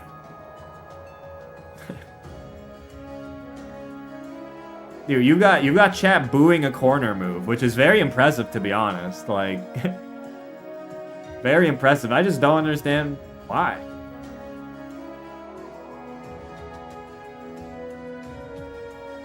Valoria Spite. The cycle of violence continues, man. Only you can break the chains, okay? Because, mark my words, this'll fuck us over some way in the future. Okay? Like, just trust? I don't. I've seen enough. Look, if there's any expert on chat plays Fire Emblem, it's me, brother. The amount of times I've seen retaliatory my moves continue a cyclical violence that distracts us from completing chapters is too many to count. So, just trust you. I have the data to back up, and my own personal experience to back this shit up. That this is like dog shit. So let's keep it going though. Let's keep it rolling. Crispy 16. What you got, Crispy? Looks like we're doing the Leo move. My move, Leo. Left max, up one. Wait with the horse spirit. You got it. You'll love to see it. You'll love to see it. Leo cooks hard here. He cooks hard. Okay. So, I think you actually can't fuck with Leo except I think with Ludwig or Shura. I think the next moves you get in for sure, either Shura up here or Kana up here. You probably want to prioritize Ludwig if you're trying to get Kana up here, because that's not only a Ludwig save, it's also a Kana like cook move in the right spot. So that's pretty decent. Same with, I mean, if you just want Shura to get the job done. You can also do that. He's got 31 res, so like, I guess these guys still attack him? Yeah, they still attack him. But they do less damage now. Or even less damage. I mean, 31 res is crazy. So, who's up next? Wait, did I do Crispy's move? I think I did, right? Yeah, I did Crispy's move. Shelgum, you're up next. Shelgum. Da da da da da da da da.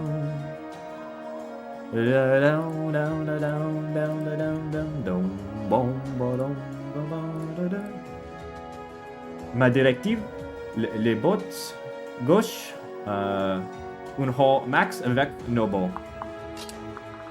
Oui, oui, oui, oui, oui. C'est bon, c'est bon. I mean, yeah, this makes sense. Just for sure here, wait with the no bow. C'est bon. I'd say you can still put Kana here. I still think it's solid for Kana to be in this area. You also get Kana as dual strikes besides Shura. Or you could have it be Ludwig with the dual strikes if you want more mobility. But like, that's not bad at all. Alright, who's up next? Sun. And it looks like we got the follow-up. Looks like we got the follow-up here, which is good. My move, Luddy. Up max. Switch. I don't know if you want to go up max. You probably want to go left one up max, I assume. And you don't want to do this, actually. You want to go to, like, beside Shura. You probably want... Because you don't want Ludwig to die. Because there's ranged attacks that hit behind whoever you place here. So you probably want Kana in this tile. Because if you put Ludwig too far up, he dies. So I'm going to need you to just type out the exact movement you want again. Or go to Shura's right. Equip, drip, separate, down. Okay, there we go. That's what I want to see. Now, I'm going to just execute it because I can't highlight all three of those messages at the same time. But okay, we go here. We switch. Drip Destroyer, right? Drip Destroyer.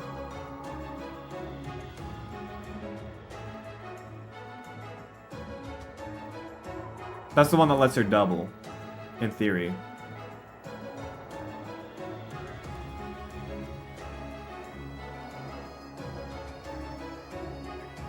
My move, there we go. That's what I'm looking for. That's what I'm looking for.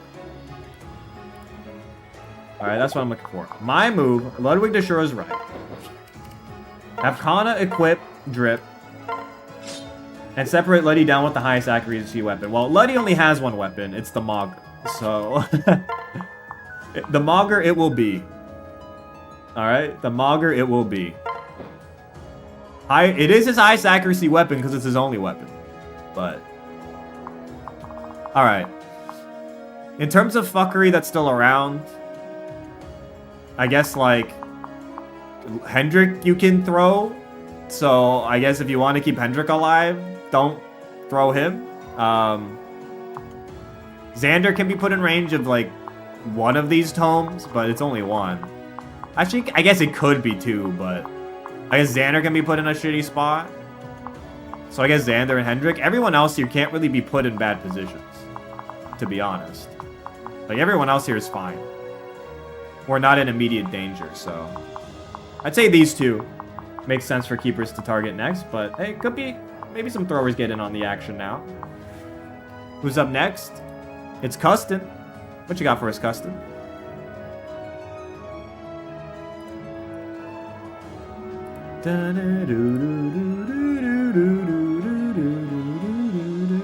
Last move was a sure move from Custon. I'm gonna need a new one from you. Let me get a new move. Yeah, all good. You've got Xander to move, and I'd say Hendrik to move. You could move one of the other three if you want, though.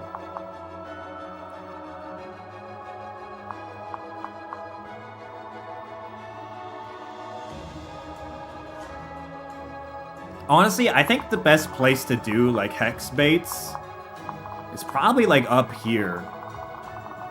Because, like, everywhere else here, there's too much enemy movement in the hex range, but, like, up here, you can get some, like, good, like, hex space without too many enemies around, I think. Assuming that, like, these enemies are dealt with by Leo earlier on. Just thinking about future positioning, but... I mean, Xander also, you probably don't want him taking magic damage right now. And he's also, like, been helpful in other areas of the map. I don't know actually what you want, Xander, TBH.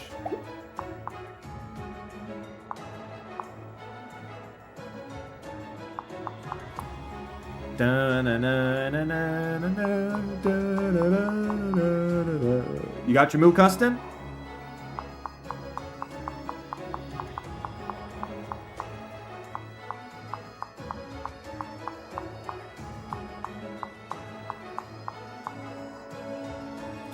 Xander below Luddy. I mean, hey, my move's a my move, okay? Xander below Luddy is a valid move. And honestly, it works. It's fine. Gets the job done. I'd say Hendrik is the last throw remaining on the board. So. PSI, what are we doing? There's other moves you can do. I'm not saying you have to move Hendrik, but... he is the only one throwable right here. Everyone else here is not really throwable, that I can see. Not that, like, Flora and, like, Ophelia being put in good spots is still important. Like, Ophelia is definitely helpful over here, but... like, I don't know. It depends if you want the Hendrik, like, thrown on turn 1 or not, so...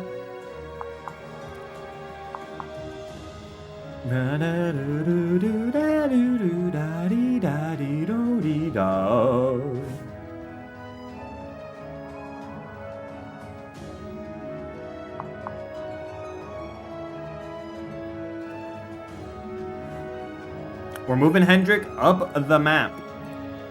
We're moving him up. Hendrik left 3. 1, 2, 3 up max. He actually could be a very useful fairy here for some of our grounded units. Because flyer movement is about to get juiced. So it could be useful at the beginning of next turn. It could be useful. Finally, Benny, Ophelia, Flora. Final 3 moves. Ophelia probably should go be on this side helping out Leo.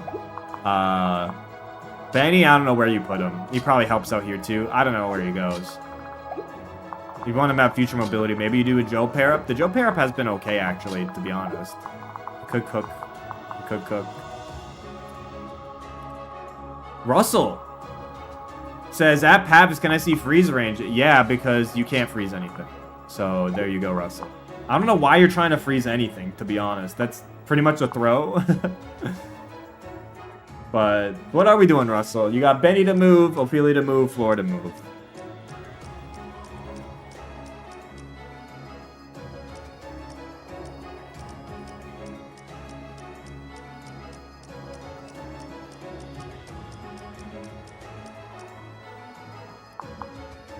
Okay, we're putting Flora at the top of the map. My move Flora up 4. 1, 2, 3, 4. Left 1. Okay, Flora up top. Flora up top. Can I change that to up 3, left 2? Why the fuck does it matter? I mean, sure, you can... instead, you can go... up 3, left 2. Yeah, okay, you can go here. Why not? But... I guess it matters a little bit. There you go. Alright, final 2 moves, Ophelia and Benny. Watch it matter? You know what, maybe you're right. Maybe it might matter, okay? Eviceratops, what are we doing?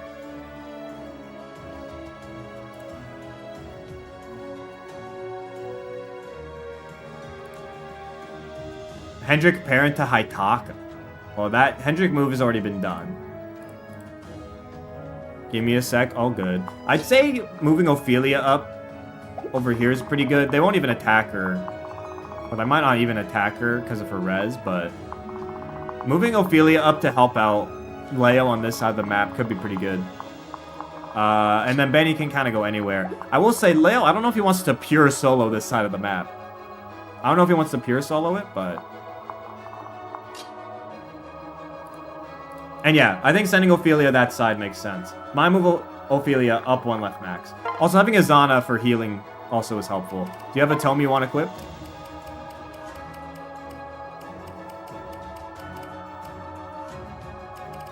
Like, she might get attacked. I don't think she will, but she might. Where do we want Benny? I actually don't know where we want Benny, to be honest. Mistletane's fine. Alright, we'll keep it on Mistletane. And final move of turn number 1. It's gonna go... or be for Benny. Brook Undertale. What do you got? What do you got? Did something die inside Pavise? He sort of appears gloomy.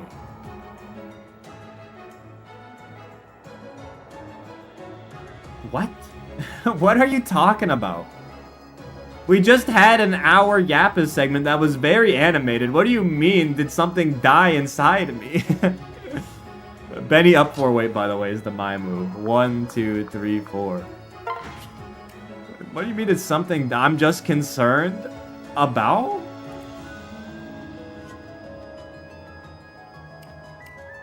What? Apparently something died inside of me. I don't know what. Apparently something did though. But no, nothing died inside me. Bro. Bro is not doing the Mr. Beast voice for every single word he says. I think there's a problem. I think there's a problem, guys. Anyways, Benny up 4 weight. Enemy phase coming up. I think we cooked. We cooked turn number 1. We cooked turn number 1, okay? We cooked. And hopefully we get the payoff right here. Alright, hopefully we get the payoff. Let's see it. Oh? Alright, Dragon Veins, we don't care. Nice. Allow me to help.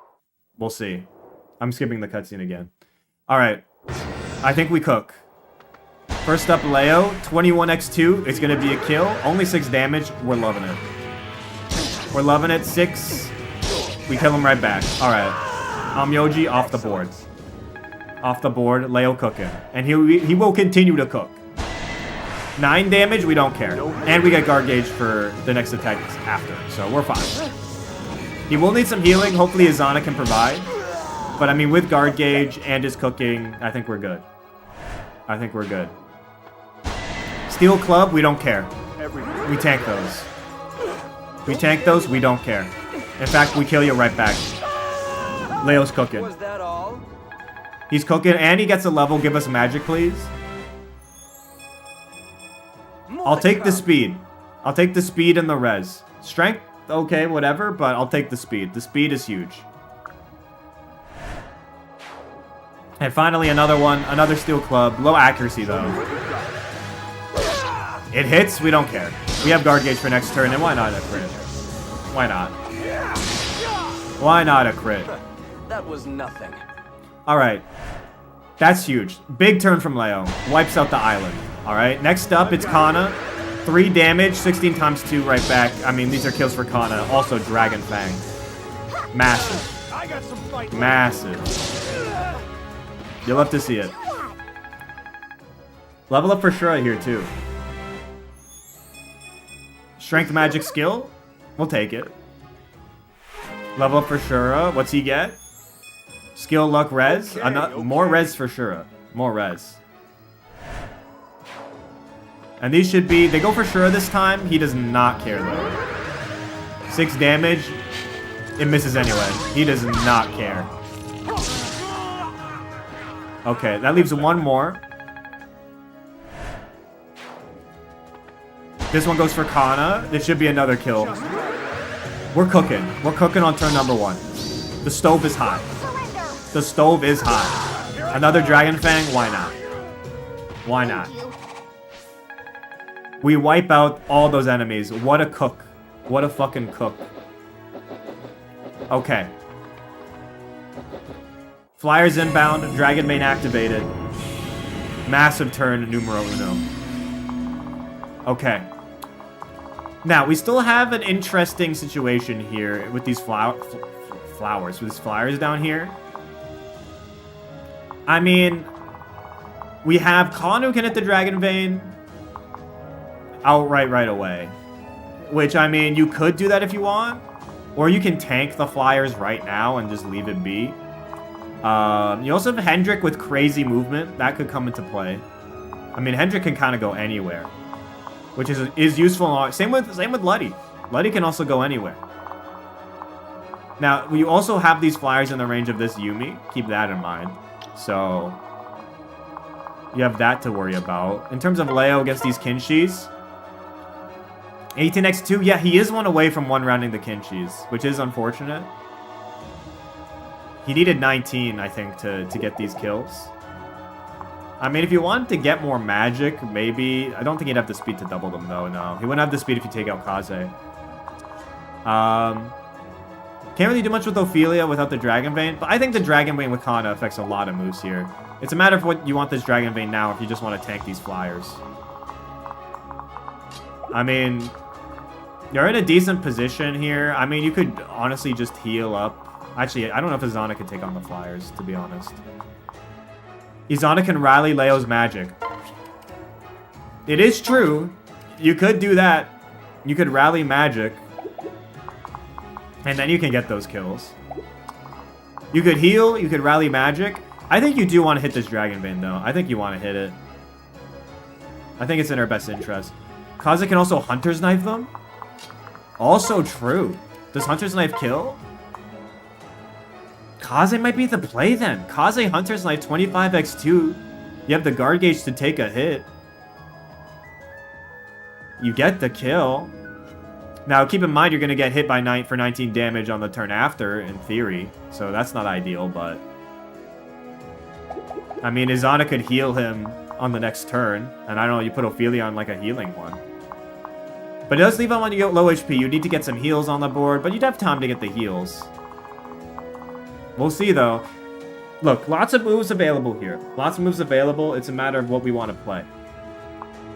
A lot of moves revolve around Dragon Veins, though. And the only Dragon Vein we can really hit is with Kana. And Kana can also block it in theory as well. So, I'd say Dragon Vein dictates a lot. We either want to hit it or not hit it, depending on a few things. I guess you could also pair up into Luddy, and Luddy could go hit a Dragon Vein in theory, but... I think that changed a lot of calculus, so... Let's see it. What are we doing? I'm going to start rolling. Get in your moves. Get in your moves. Get them in, get them in. Also, yes, Kana could equip a Hunter's Knife. Also true. Also true. So, what's the play? Lazy Katie. What are we doing? Why are we throwing Ludwig? My move Ludwig, Mog the Kinshi to the north? Why are we throwing Ludwig?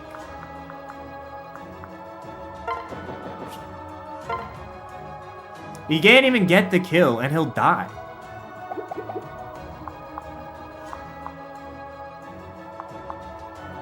I mean, it baits a Hex? I guess in theory it baits a Hex, sure. I guess how do you want to do this kill? From the right, from the bottom? Chips the Kinshi? I mean... I guess he baits out a Hex usage. But yeah, don't pretend this is optimal. I agree. Don't pretend this is optimal. Unfortunately, this can't crit. If it could crit, maybe it could be Cinema, but there's no way for it to be Cinema, okay? But sure, 24 damage from Ludwig against the Yumi. He's gonna die next turn after, so... He was built for baiting Hex anyway, I guess, but like... Whatever. Whatever. You're also burning a thrower throw. You're burning a throw... I think that's actually might be a bigger deal. You're burning a thrower throw by throwing Ludwig. You've just given one less unit for a thrower to throw easily on a given turn. So, like, look, this might have consequences. This might have big consequences down the line. This is not optimal. This is not a cook. This is kind of trolling, but you know what? A move's a move. I'll plug it in. I'll plug it in.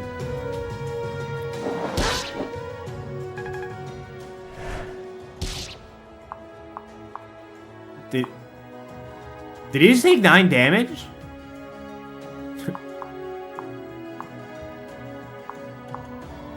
Am I crazy? How did he take 9 damage? Am I nuts? We attack point blank. Berserker is the axe. I forgot it's the Berserker axe.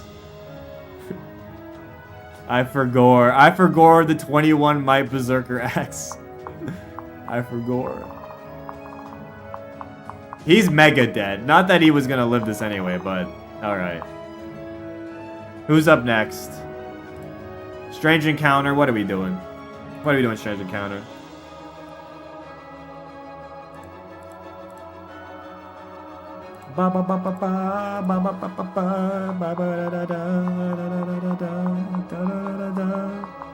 Lazy Katie, keep huffing that copium, okay? Keep huffing it.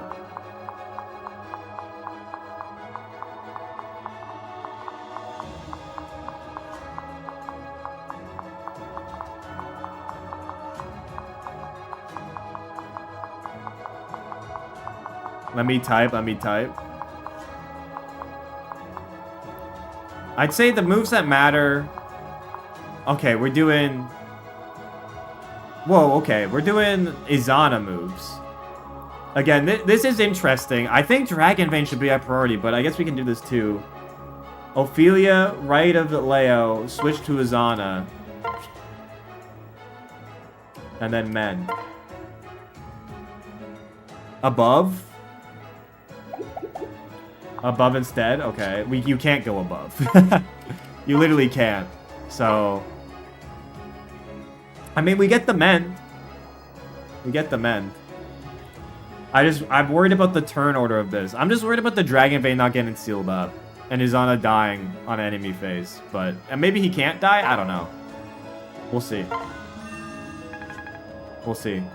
It does get Leo up to full health and on full guard gauge. And you can do, like... I mean, Leo could, in theory, just do this if you want Leo to be the one out attacking.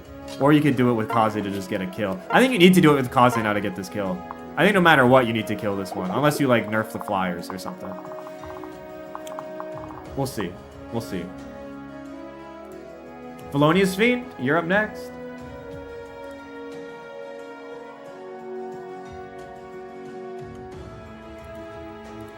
And I think we're finally hitting the vein. My move Kana, hit the vein.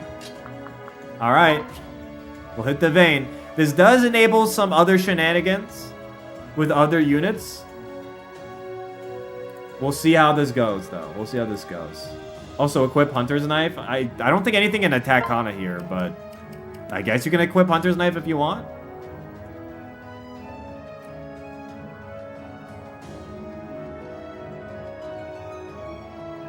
Up to you, though.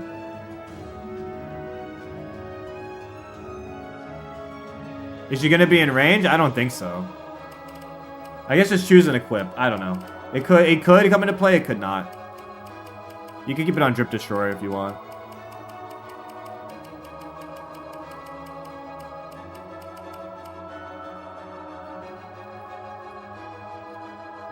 I'll equip the knife. Alright. We'll equip the Hunter's Knife. I hit Wade instead of Dragon Vein.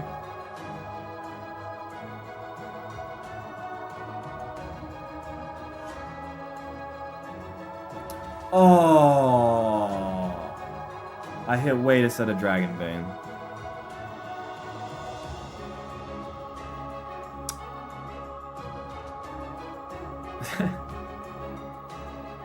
Fuck me, dude. Okay, that changes things.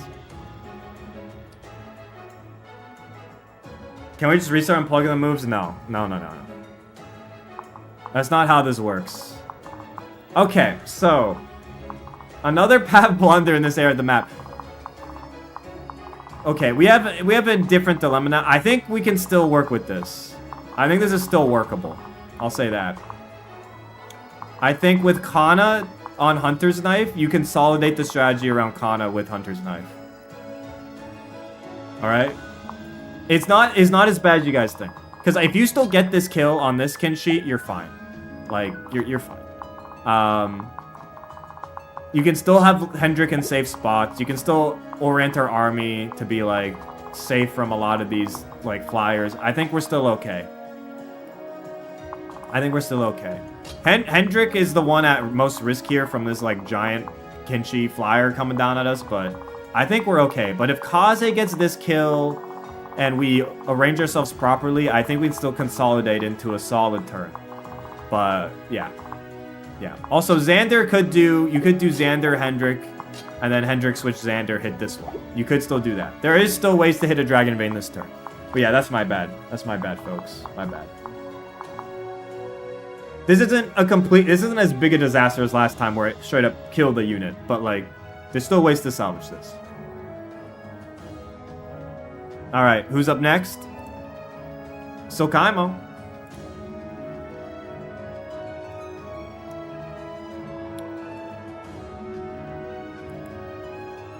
Dude, this is a very funny my move.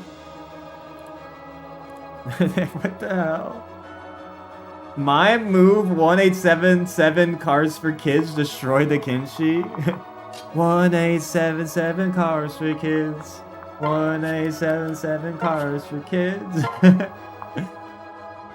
Donate your cars for kids. Classic, classic. Do people not know this? That's a classic. Donate your cars today. Alright. Kaze with the cookage. Kaze with the cookage. What's the reference? It's a radio ad that comes on all the time. I don't know like if it's exclusive to certain regions, but it's basically like car donations for charity. It's great. And by great I mean probably a scam, but incredible jingle. Incredible jingle. Just Ontario? Is it a Canada thing? I don't know. I don't think so. I think it's another place. Anyways, let's just plug in the move, okay? Kaze 25 times 2. Guard gauge. Cookin' time. Cookin' time. Cookin' time. 7% crit. We hit those. We hit those. Alright, so this Kinshi's range is this. This gives us more wiggle room in terms of, like, safe spaces. So, I mean, look, Charlotte and Keaton are actually in kind of a bad spot. You probably want to, like, get them into a better spot. Hayaka's on a great spot. I mean, this guy's definitely going for Luddy, so I don't think... It depends, maybe we go for another Archer, I don't know. Or another Wyvern, unless... I don't know. Still moves here. Hendrik's the one's at most risk, though, of who's left around, I think. Also, yes, he kept guard gauge, which is really nice. So who's up next? Dunk Hazard. What you got for his dunk?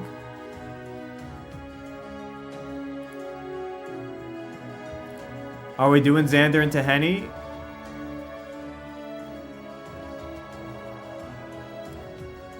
Are we doing Xander into Hendrik?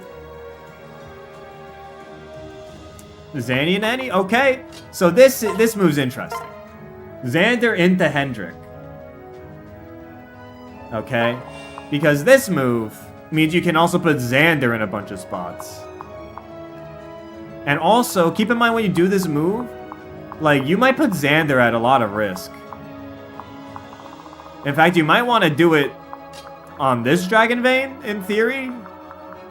Because when you go here and activate this Dragon Vein, I think all 3 of these mages can hit you.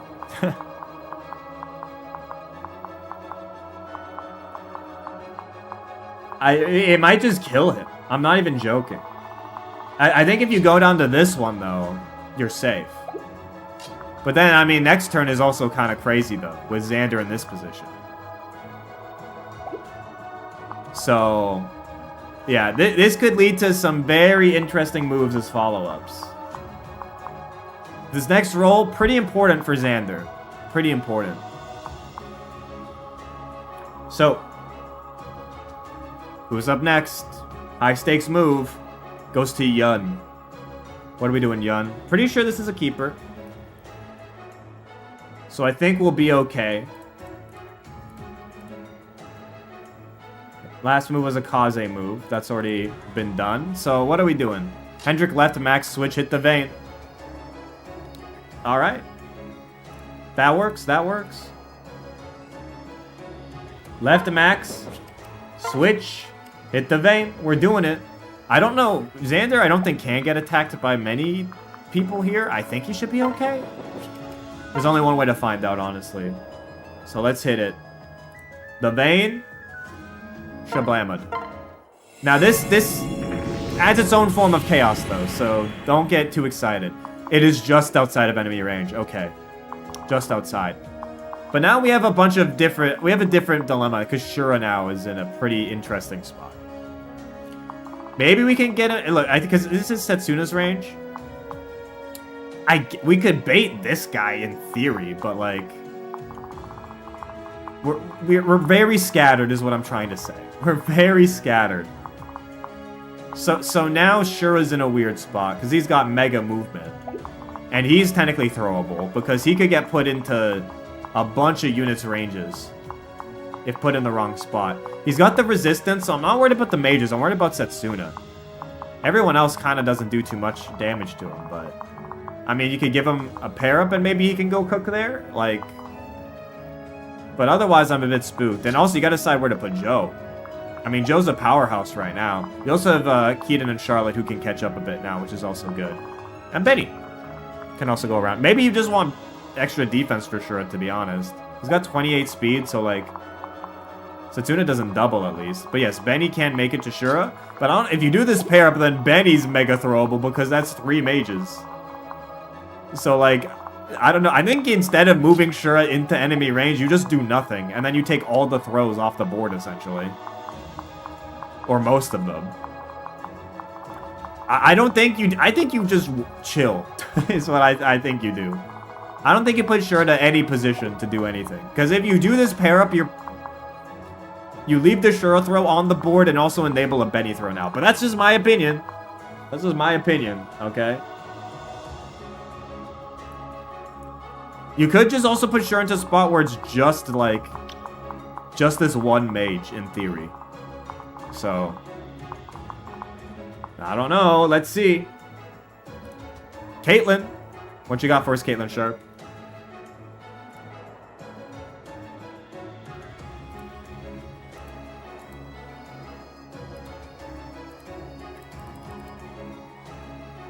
Provoking the enemies will trigger reinforcements. I also don't think we want to do reinforcements right now either.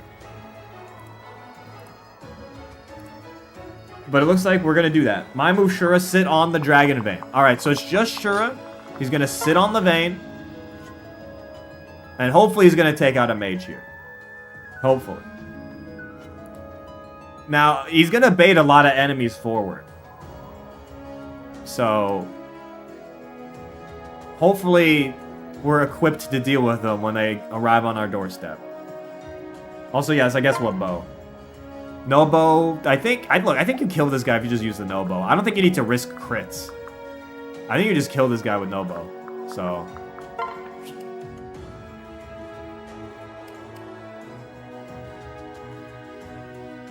No bow's fine, yeah. Okay. Flora's in an interesting spot. I guess Flora could heal Kana. Look, if Shura's here, I have no clue where these enemies that aren't gonna attack Shura are gonna move. They might go into really annoying spots. Also, reinforcements being triggered is also hella annoying. Also, Charlotte and Keaton just need to move up the map in general. Also, Joe's probably a good unit to throw up if, like, a bunch of these units are gonna come down this way. Joe's a powerhouse. He can get kills, you know? So we've got... Look, our army is very scattered right now, which is what I'm worried about. You know? So, Code Kid, what's our first play? What's our first play, Code Kid? Shura left of Kana, wait. One moment. Yeah, that last move has already been done. Shura's been moved. So what are we doing instead now?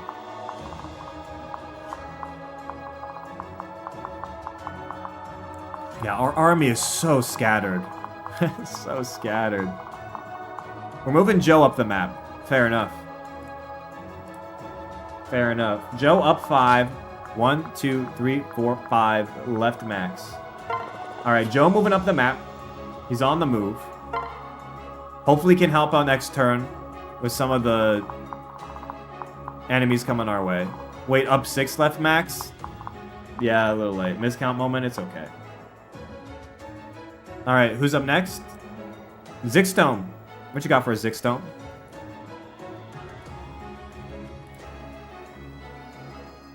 Sure has already been moved. That was your last move, Zixstone. So what are we doing instead? We got Flora moves. I guess Flora's technically throwable. In some of these, I guess Haitaka's technically can be put in a bad spot. Meow is lurking. 1 second, Zixstone. Chat history. 1705. 1706. My move Shura down 2 weight. Lurking? Brother, you typed in on my move like a few minutes ago. The fuck you mean lurking?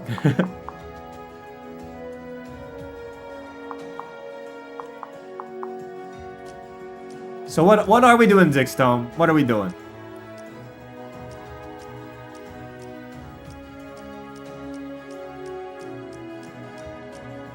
You got 5 moves here.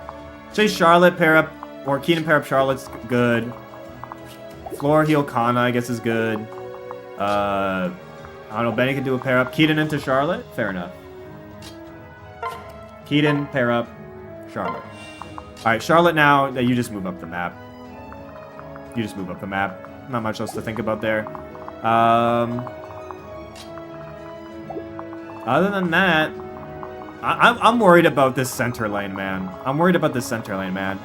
Like, top lane is cleared, bot lane's mostly cleared, but, dude, middle lane? Mid is gonna be potentially jam-packed, you know? So, who's up next? Thrower time. Thrower time! Miss Rock. I think the biggest throws have already been played, but there's still some minor throws on the board. So what are we doing? It was a matter. Look, it was a matter of time. I agree. It was a matter of time.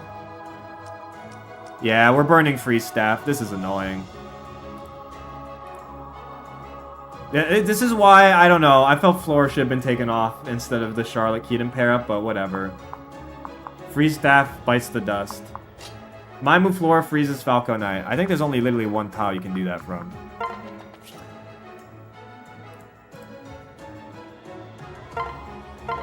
So we'll do it from that one. I don't think... Could you freeze another one in theory? You could freeze 2. Who are we freezing? Actually. Falcon Knight's the top. Are we freezing this one? This is the Falcon Knight, right? Now we can do that from like... a few tiles. Which tile are we doing it from? You can do it from quite a few tiles. So I need to be given a tile. From the top square. So from here to the... From to the left of Kana? Beneath the trees. Okay, so that is just not the top spot. Like, at all. Like, in terms of the movement range. But, sure, whatever. We'll do it from beneath the trees.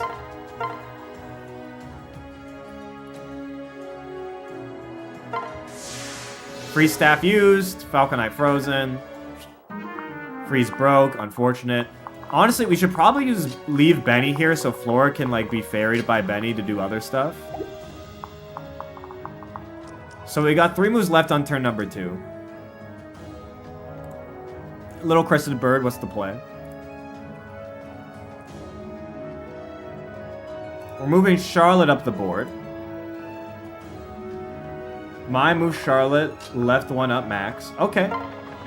On the move, on the move. Rally for funsies. I don't think this does anything, but...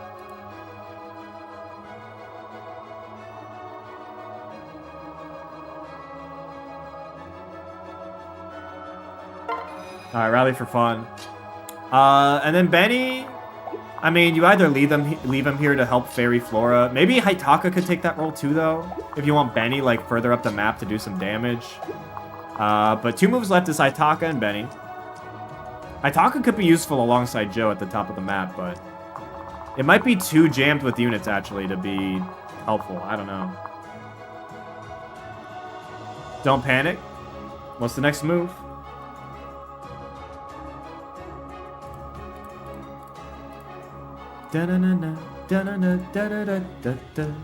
Just joined who died? Nobody's died yet. I think Ludwig's about to die.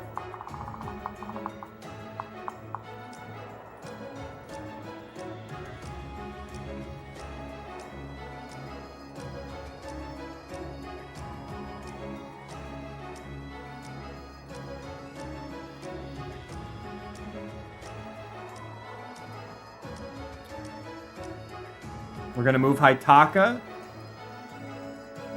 Up 4, left 2. Alright, Haitaka going up the map. 1, 2, 3, 4. Left 2. We're gonna use 6 of the 9 movement, I guess. That's fine, that's fine.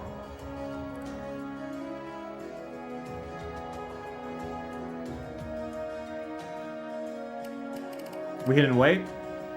Hidden rally? It doesn't matter. They said wait, so. Benny, our final move of the turn, goes to Pavise de Bolo.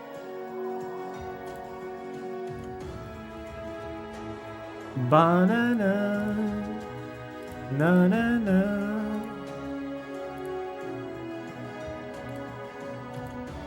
Pavise, where are we putting Benny?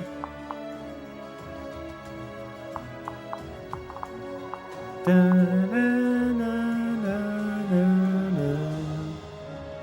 I'm really worried about this move triggering unforeseen consequences in terms of how the map flows. Because the reason last attempt went so smoothly in the mid game is because we had Leo take all of these enemies out at the same time.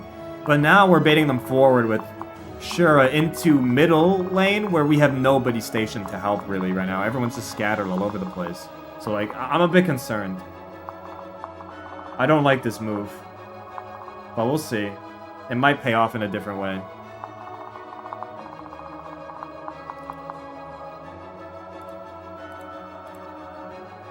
Mi movimiento. Producciones Benjamin. Va 3 hacia arriba.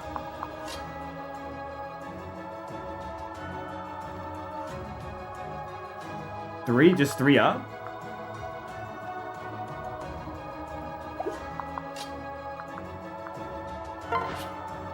Just 3 up? Like... Is this the move? Am I crazy?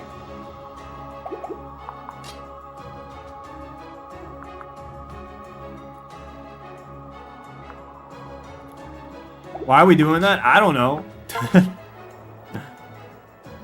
See... Pair up with Flora? I'm very confused about why we're doing this, but why wouldn't we set up Benny here so he could Flora or what? I'm confused, but my move's a my move. I don't know why you do this pair up now when you could have a fairy set up next turn. Like Flora's not getting hit this turn.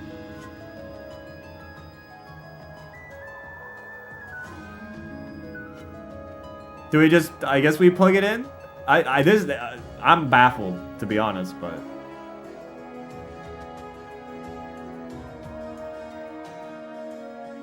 Action economy suffering? Yep, it's 2025. Just do it? Okay, I'll just do it. I just do not comprehend. Here we go. Hex used on Luddy. He's so dead.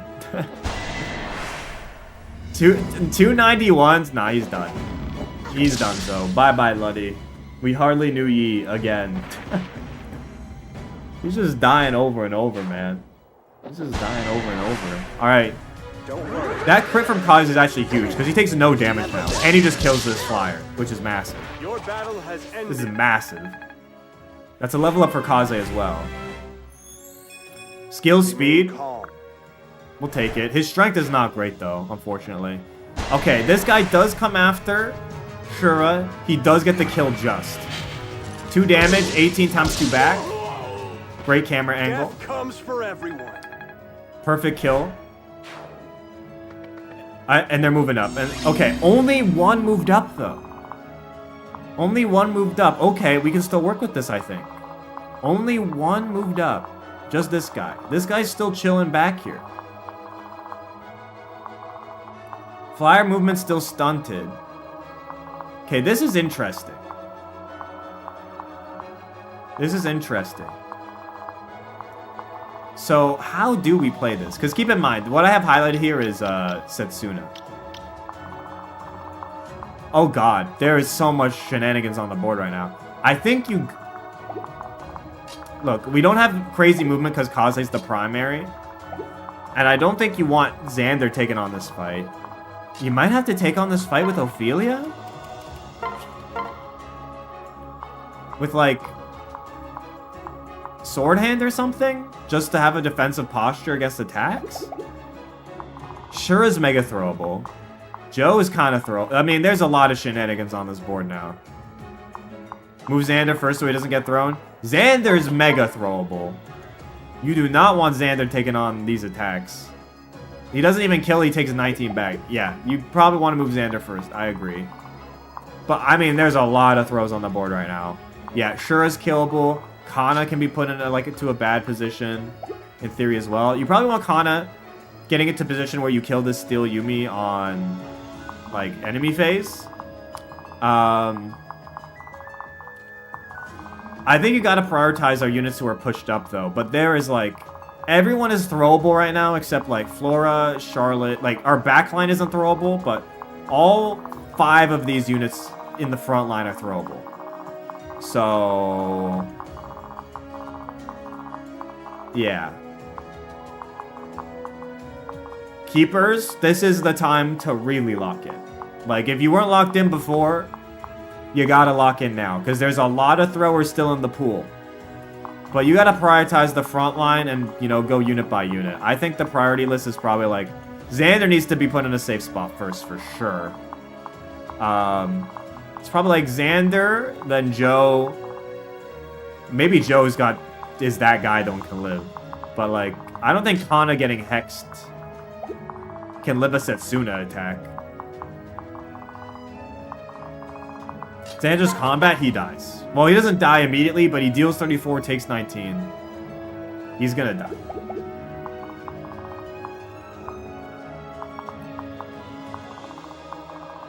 So, I'm gonna have Xander highlighted.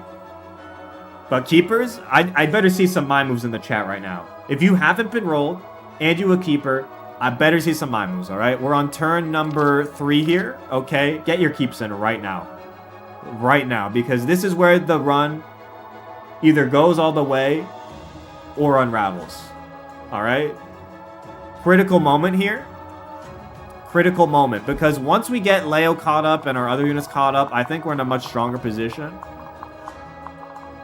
But right now, this is a big deal. Big deal, big moves, lock in. Here we go. I'm going to count down and roll at 10, 9, 8, 7, 6, 5, 4, 3, 2, 1. Jeffrey Vandal. All right, Jeffrey. I think that Jeffrey's a keeper. I'll say I think. All right, we're just holding our ground. We're holding the line. My move, Xander away. We're just going to chill. We're just going to chill. He's only in range of this Rapid Spirit in this tile. I don't think anything else can hit him. So, he's fine. He can take one magic attack if there isn't the follow-up from, like, you know, Ophelia. But we'll take a Xander away. We'll take a Xander away for sure. Alright. I'd say... Now, do you... Here's the thing. Do you player phase or enemy phase this stuff with Ophelia? Because Ophelia can go get kills. The thing is, like... Can you... Setsuna's doing 41 damage. Ophelia's on 15 defense. She takes a hit, but she doesn't get doubled. But does she have the res to deal with any other, like, attacks that could hit? Like, can this guy hit that tile? This guy can't. I think it's just Setsuna. I guess this guy... It's these two that hit the tile. Or can hit that tile that's ranged. That, like, Ophelia can make. And in this case, it's just this. So maybe Ophelia can go offense here. Because she can take a Setsuna hit, but she'd be throwable after. Build guard gauge with lightning. That might be a play. Lightning guard gauge. Jack it up a little bit. You also still have Shura throwable and Kana probably throwable here, so maybe you also want to prioritize that over anything else. It's up to you. Because Ophelia's not really throwable this turn. There's just good offensive moves. But, like, these four are throwable. So you probably want to prioritize getting the throws off the board before you go for an offensive move that's good, but, like, you know, doesn't really save anybody right now. You feel me? So here we go. JPEG99, what's the play?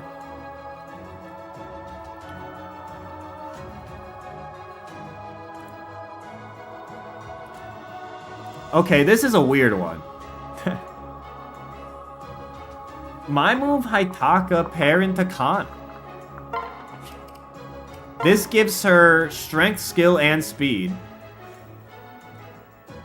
So not bad, but definitely put some weird Haitaka stuff into action, in theory. This makes Haitaka throwable now. I think it was already throwable, to be fair. But now Kana, I mean, moving Kana now is a double save. But if you put, like, Kana here with, like, Hunter's Knife, or I guess any knife would kill this Yumi, I think. But Hunter's Knife is guaranteed to, for sure. But, like, Hunter's Knife you put into Kinshi Knight range here, you cook this Kinshi Knight. You can't really cook this Kinshi Knight this turn, though. But, like, you can cook this Kinshi Knight on enemy phase if you do the right move here. Again, Joe can also be thrown into combat, but he might be that guy with 77 AVO. I don't know. But yes, Kana left 2 is cook move. It's a double save and cooks this Kinshi Knight on enemy phase. You still have Shura out here in the wilderness, though, so alright. Can we dodge throwers for a few more turns? As a Ferrix, okay. So far, so good on the dodges.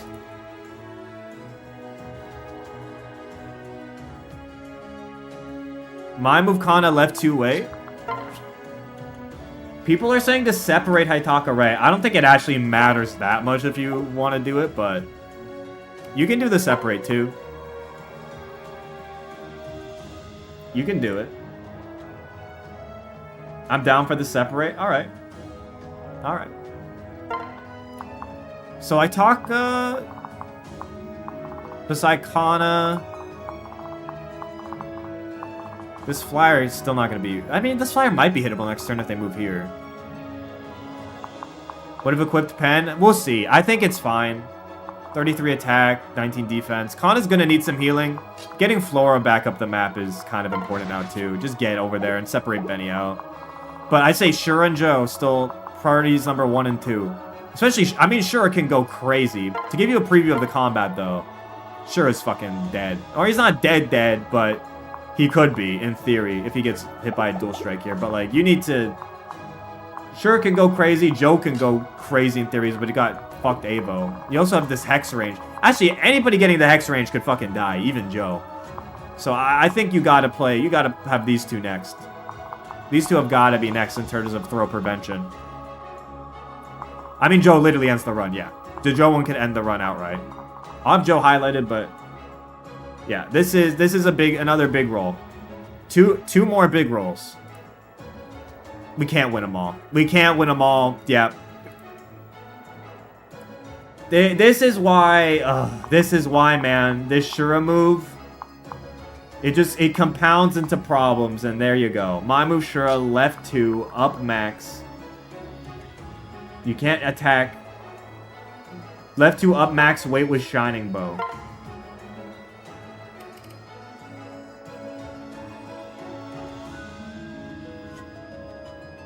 I mean, I guess you can attack Setsuna, but it's not left to a max as the attack.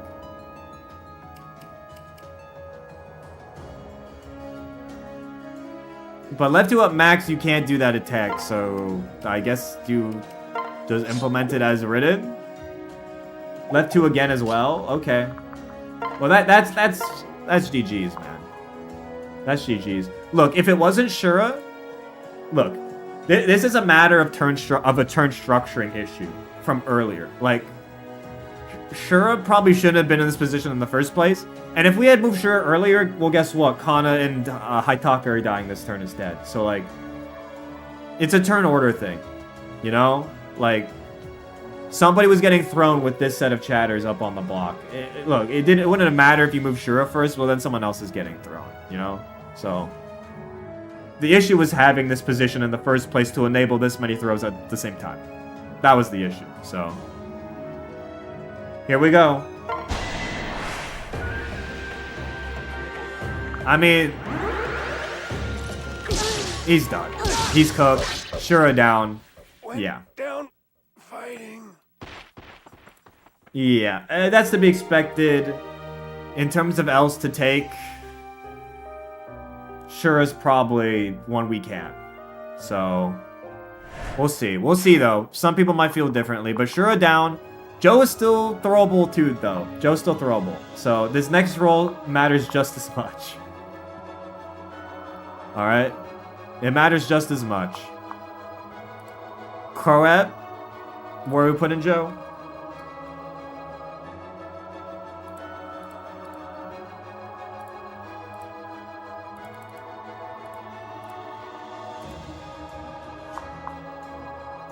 I guess it's Luddy and Shura dead right now.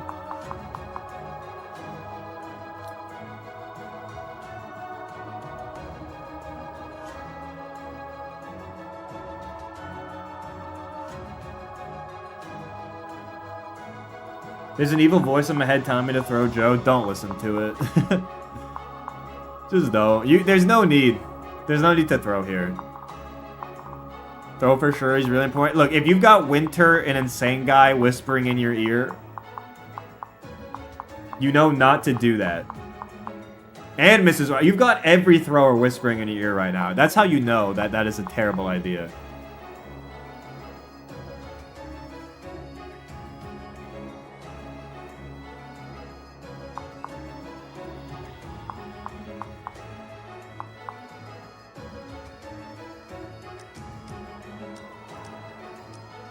Who's at risk? It's just Joe, really. Charlotte's not at risk. Flora's not at too much risk. Joe is a run-ending risk. Like, right now. So, that is the risk. Ophelia and Izana, I don't think are at risk. Maybe they are with a certain my move, but... Look, this is the risk. If you're not moving Joe, I think you're trolling.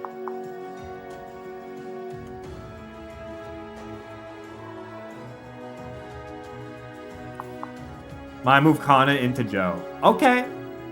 It's got to be Joe into Kana. You can't do it, so, but I assume that's what you meant. Anyways, so. I mean, now we're abandoning mid lane, which might be the play. We'll see. I mean, Joe is still going to have some shenanigans available next turn, but we'll see. We'll see. But yes, is this what you meant? Yeah, okay. Okay, so you've still got 4 moves left. Charlotte, Kaze, Flora. Flora's in enemy range, you just want to move her, like, up the map. Same with Charlotte Keaton. You probably want to stay with the crew. Kaze switch to Leo's a great move, and there's probably shenanigans over here with Izana Ophelia that you probably just want to solve by sending Ophelia to go cook. So, in my estimation, those are the optimal moves, but maybe Chad has other ideas, so let's hear it. Fuck. Okay. Alright, not ideal. What's the play, Winter? What's the play? Up Rizana?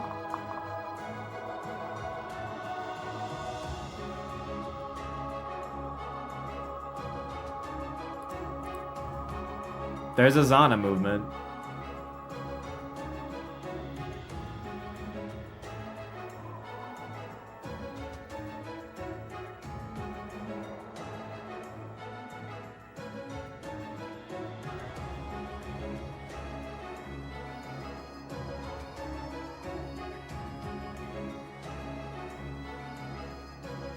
Okay, we're throwing in some craziness. My move, Izana.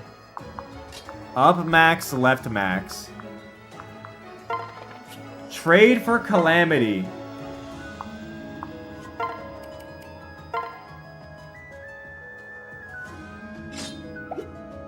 Equip on Izana.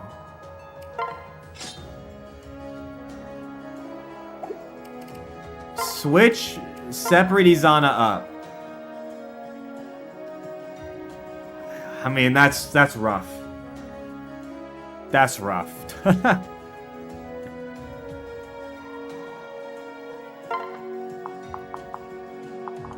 You gotta hope there's a traffic jam. There might be. There might be a traffic jam where, like... But that's what you gotta hope for. You gotta hope for a traffic jam where the AI fucks the attack order. But there isn't... Look, there's only 2 tiles to attack Izana from. If Setsuna's not the attack, Izuna's on 26 res. He lives. So we'll see. The Fates AI might goof this one up. It depends how the move order goes with Setsuna. Dude, the boss attacks first, guys. The boss attacks first. This is very fumbleable by the AI, is what I'm trying to say. So Kaze, Flora, Charlotte. Flora's the one at most risk. Katie the fandom girl, what's the play?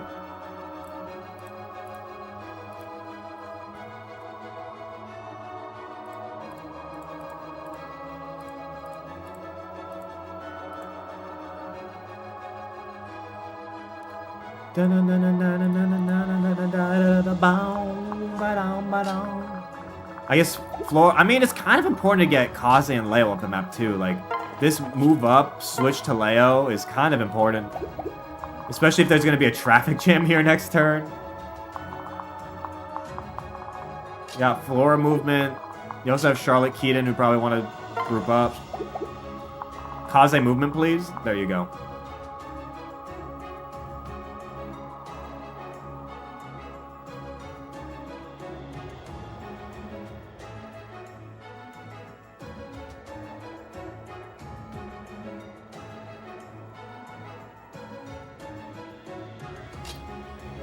My move, Kaze, left 1, up max, switch weight. That's a left-right mix-up. It's definitely got to be run, right 1, right? Like, this is actually what you want, right? Right 1? Yeah, because that's a very different move if it's left 1. Alright, I'm just checking. Very different move. Very different move.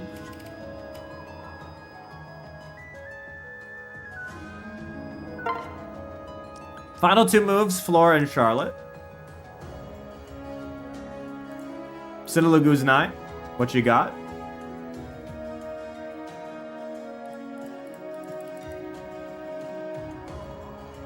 What you got, Sinalagu's 9? I'd say Flora's the more important move. I guess technically you could put Charlotte into Naginata range, but she's fine with that, maybe? Sinalagu's, you here?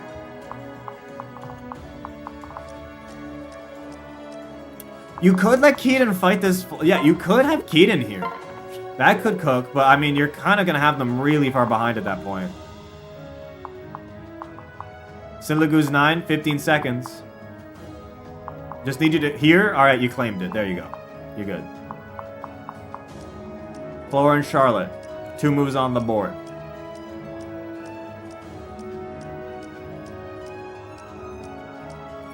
If we evade, then Keaton can catch up? I guess in theory, yeah. I mean, right now Flora's in this spot, though, so you probably get Flora out first.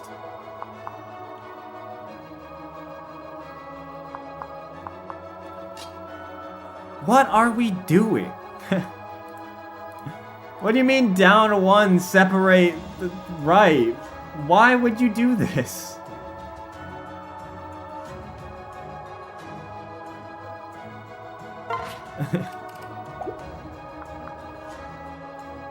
Setting up the Shark Eating kill? How? How are you setting up the kill here? What setup is this? He gets it on his own. I'm so confused. How does this set up the kill? He's got, like, you just need to get Flora out of here. I'm confused. How does this set up the kill? I'm at a loss. Baiting Falcon Knight closer. What do you mean baiting closer? They're already in attack range. You can just put Keaton here. He's got a beast rune. He one-shots them. What do you mean closer? He's already close enough to kill on enemy phase right now. What do you mean bait closer? Unless you're like saying, I'm gonna...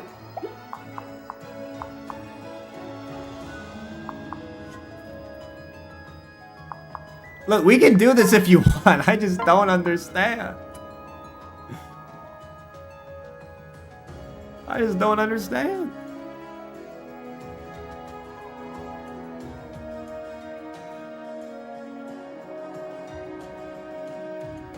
Let's do it. It'd be funny. It's a waste of time is what it is, but okay. I guess now... Benny's getting hit with the Hexlock Spear equipped by a Falcon Knight that we would have been able to kill anyways, and now our healer isn't close to any of our units that are immediately about to get attacked. I guess you can still put Keaton here, but...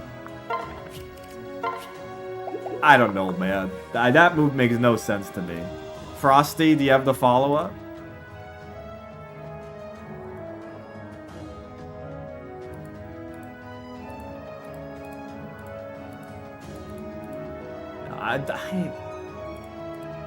It's incredible how we just invent ways to fumble bags, man. It's incredible. Like, this is such an easy move. Get Flora out, move Keaton in. That's all you need to do. And even if you don't get that outcome, this Flyer still moves over here immediately right beside our Hunter's Knife Kana. Like, what does this do? It bogs down our healer completely away from our army for a unit who can't even kill the Flyer who we're baiting to a tile that we would have killed if we just put Keaton there anyway. Also, Frosty, you gotta claim your move within 10 seconds, alright? You've been rolled 10, 9, 8, 7, 6, 5, 4, 3, 2, 1. That's gonna be a reroll. Frosty did not claim their move. It goes to Trina instead. What'd you got first, Trina?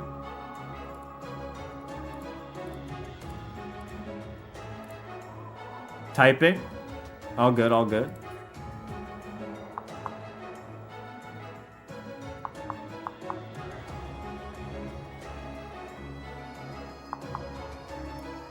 Sounds like this attempt isn't going well. It's going fine. It's just moves like this can snowball. Look, every move has snowball effects that are unforeseeable, okay? Having our healer be this far behind our actual army could be really bad. My move, Charlotte, right one up for switch, equip beast rune, and wait. Also this.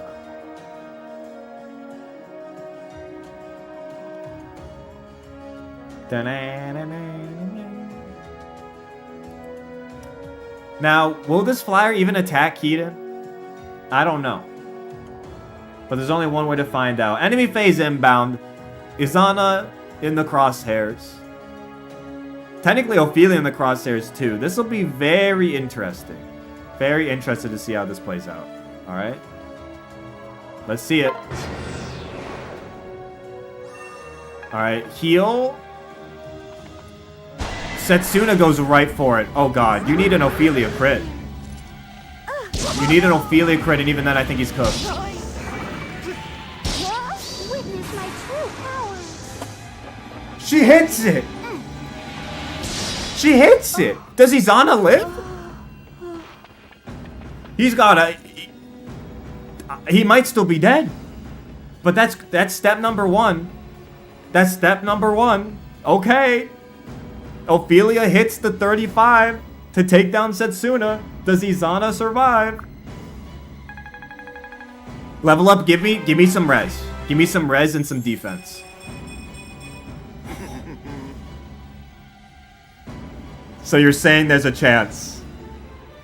So you're saying there's a chance. And speed. Or so you're saying there's a chance. He's gonna have to cook. And also, we don't want any more kills. Also, what a level. What a level for Ophelia. He has to... We don't want him to get any more kills. Oh, this is bad. I think he's cooked. I think it's over. I think it doesn't matter. I think he's still dead. Yeah, it didn't matter. This can't be happening to me. Izana down.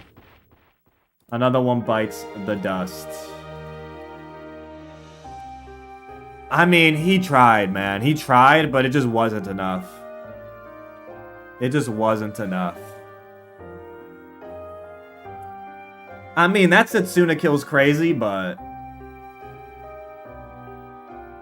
if he didn't hit or kill Setsuna, he was dead. So, it was his only chance at survival. If he dodged these attacks, he might have lived, but, yo, we tried. We tried. Izana and Ophelia tried. But Izana goes down. That leaves Ophelia. They might even go for Xander now with that attack. Hunter's Knife is an easy kill for Kana. Easy kill. I did it right. Bum, bum, bum, bum, bum. Not great levels for Kana, unfortunately, but we'll take them nonetheless. They do go after Keaton. This is a kill.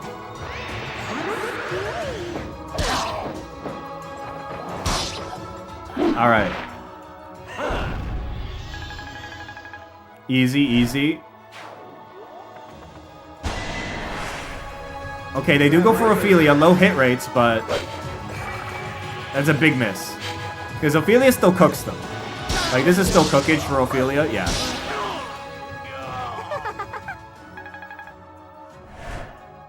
Okay. This one goes for Xander. Xander should be okay, though. He's just gonna take the hit. Basically kill him back. Reinforcements arrive. Okay. So. Here's the situation. Izana dead. Shura dead. Bloody dead. This is tough. How do you play this? Movement is default now, by the way. No Dragonbane movement at the moment. Man, imagine if Flora was over here and could heal Kana. Wouldn't that be great right now? Wouldn't that be great?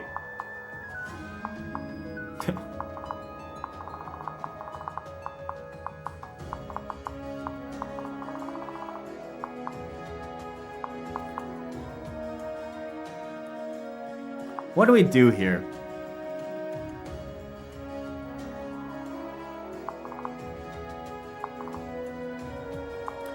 Because look, we still have Leo and Kaze who can go cook. In theory. They can go cook. If you just like... get this kill with Ophelia, or you can even get this kill with like Xander, then this kill with Ophelia, you can throw Leo up the map out of hex range in theory. You also could hit the Dragon Vein with Kana or Joe if you want even crazier juiced movement. Why the fuck are there 3 units here? 4 in this little nook of trees.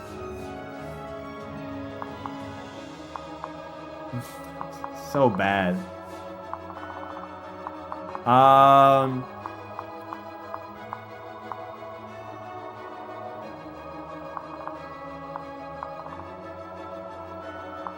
I think your hope for winning this chapter, get some kills and get Leo up the map. That's your hope. But then you also have this hex range that's still in play. So you have to keep that in mind too. Kana's mega throwable right now. Or kind of throwable if put in range of this guy. Flora can't make... I mean, Flora could make it to heal if you hit this vein, I think. I think you gotta hit the vein and then go cook. I think that's your play, or your only hope. It's possible, though. It's possible. I don't think we give up hope just yet. So, here we go. How many moves do I have left in chat? 1, 2, 3, 4, 5, 6, 7, 8, 9, 10, 11, 12, 13, 14, 15, 16, 17, 18, 19. I've got just under 20 moves, and... I mean... If you haven't been rolled, now's your time to say so because I'm about to hit reset. You feel me? I'm about to hit reset.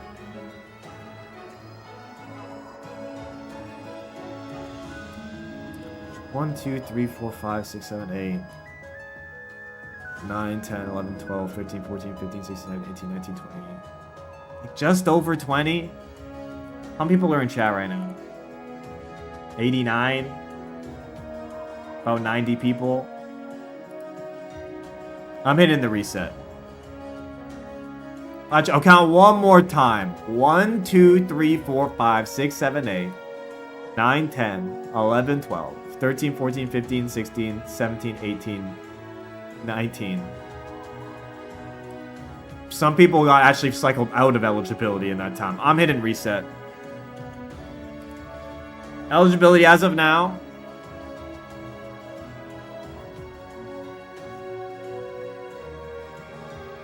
Has been reset. Eligibility reset. Here we go. Get in your moves. Big turn. Big turn.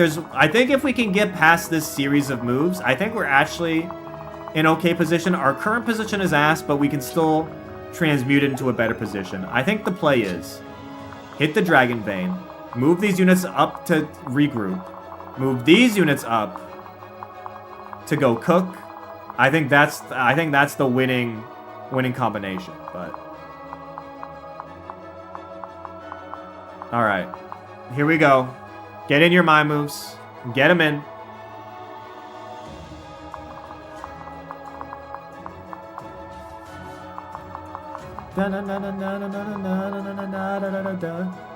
Would we want to wait on Dragon Vein to counter Hinoka's, right? Maybe? I don't know. This is a tough position. This is a tough position.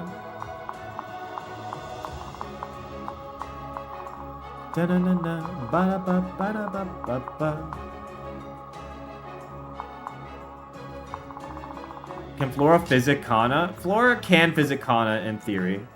You could do that.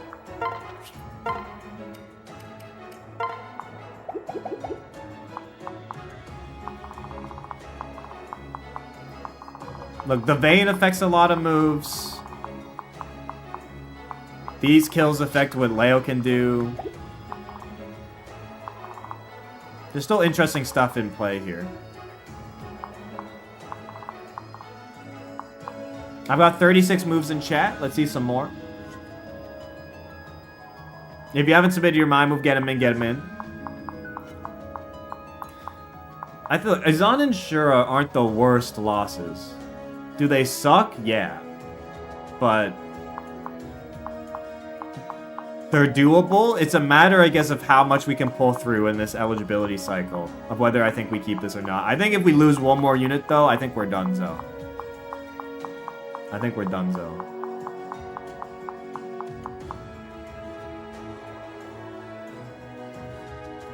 Well, let's see. Let's get rolling. Let's get rolling. Brook Undertale, what you got? What you got?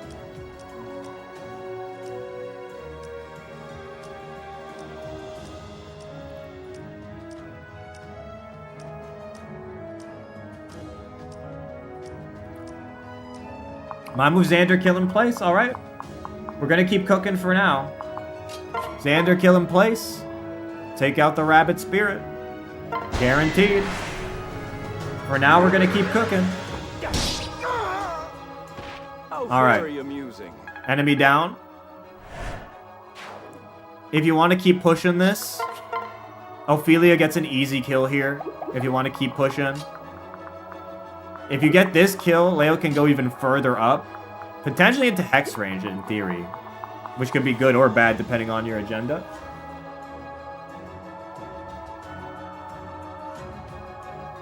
So, what are we doing? Sun, it falls to you. What are we doing, Sun?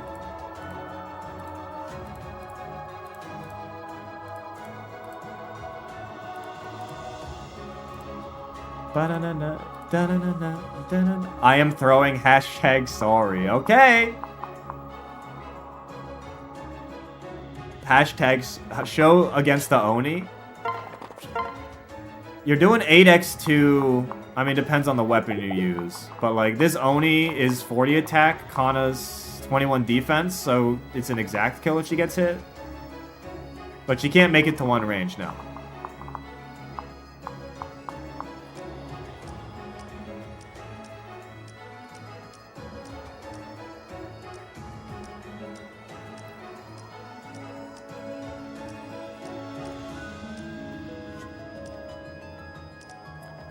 Will the mage one-shot Hendrik if he's separated up?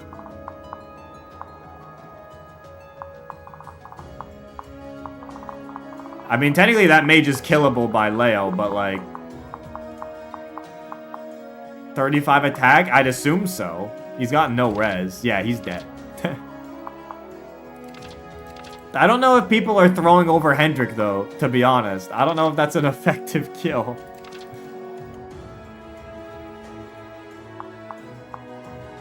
I want a kill. Okay, so Sun looking to go further up the kill leaderboards despite being a keeper.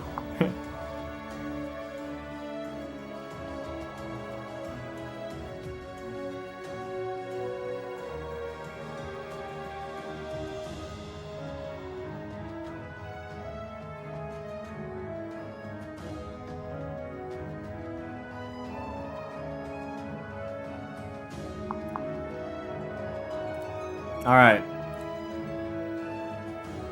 My move Ophelia, equip a tome with the lowest crit. That's sword hand. Take Hendrik. Separate him up. Alright.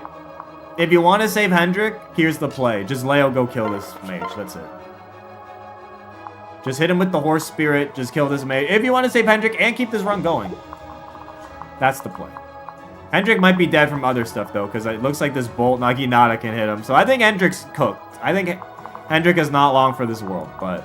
Actually, is that bolt Naginata going to attack, like, someone else? I don't know. This is looking worse by the turn, unfortunately. Alright. Who's up next? Odd Mage, what's the play? Ba-da-ba-bo, ba-da-ba-bo, ba-da-ba-bo, ba-da-bo, ba-da-ba-bo-bo.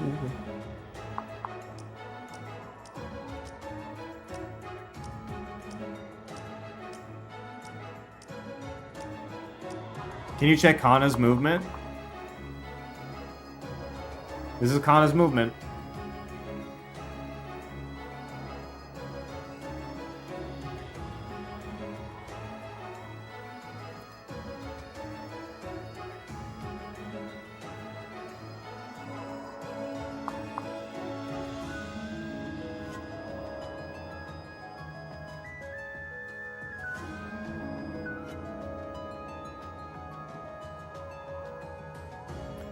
Boom, ba-dum, ba-dum, ba-dum. Da-da-dum. Down, down, down, ba-dum, bum, ba-dum. Alright, we're going for a Joe kill. My move, Kana. Left one up, max. Have Joe convoy the Yado. And separate Joe to the left. I don't think this kills Joe, but it's gonna do some damage. This run's lame. Let's throw so our winning attempt can be goated. What is your definition of a goated attempt, Insane Guy? I'm curious. I'm curious. What's your definition of a goated run? Also, you still have these 3 movements down here in this side. Have Joe equip low level bow and Kana equip pen 2. I gave ample time for adjustments and they did not come in. So yeah, I don't think it's happening.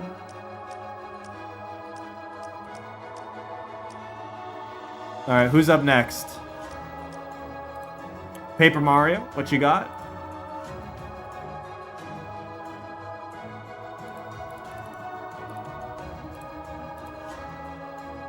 My definition is I had fun and Azana and Charlotte are alive.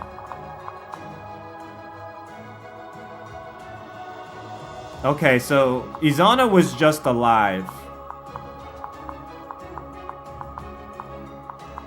Recently. But I saw you... your my moves throwing before that? Is that the I had fun part?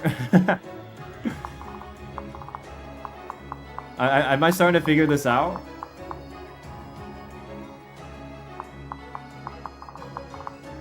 Alright, what are we doing, Paper Mario?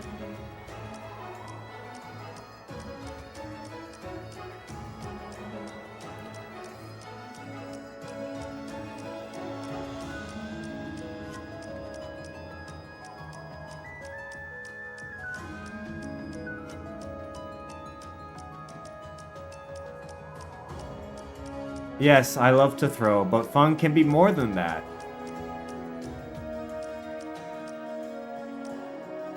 Okay, whatever you say. Whatever you say, insane guy.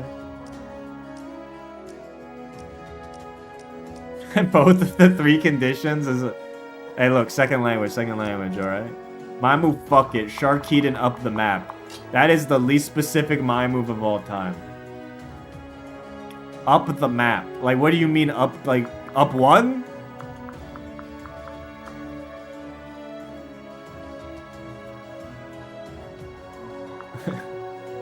What do you mean up the map?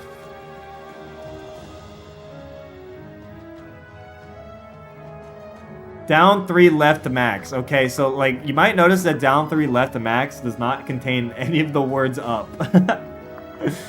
you might notice that in that my movie, the correct version.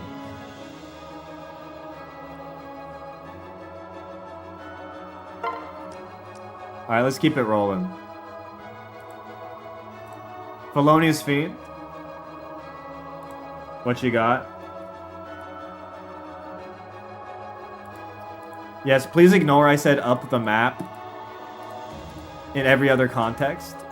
But like, when I was saying up the map, it was like when units could actually go up. Like... Alright, what are we doing, Felonious Fiend? What are we doing?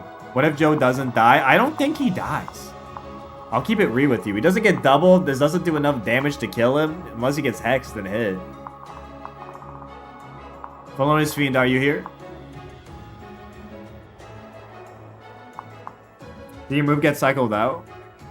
Let me look through your chat history. Oh, I see it now. I see it now.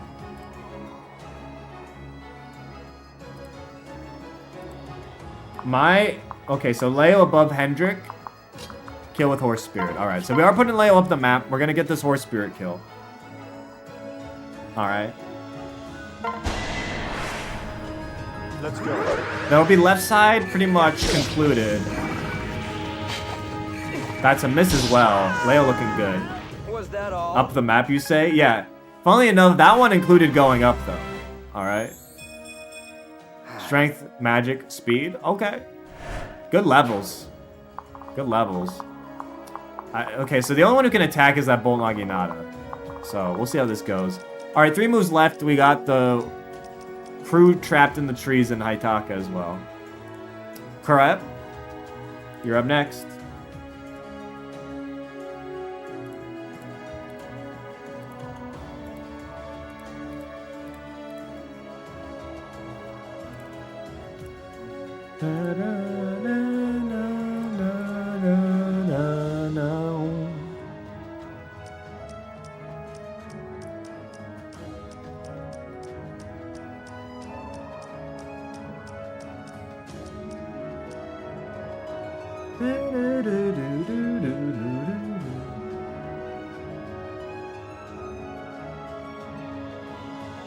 My move, Flora, transfer Charlotte, separate down.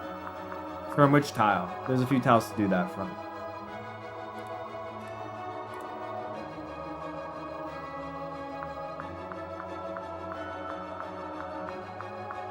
From our left.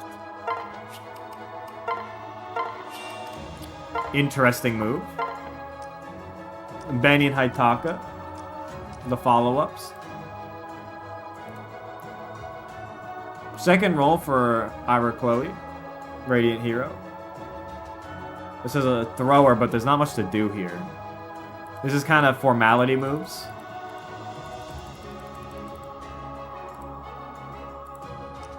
You've got Haitaka and Benny, neither of which can get into enemy range. Or Hex range. Give me, man, you got it. Where are we putting these two?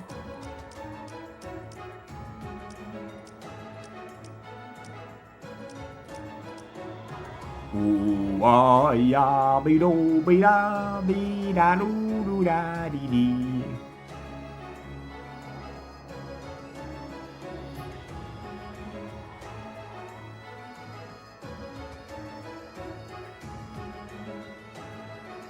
My move, they Haitaka, right one way. Alright. Wait on the Dragon Vein. A time-honored tradition. Final move, Benny. Goes to Vivi Blue. What are we doing, Vivi? Where are we putting Benny?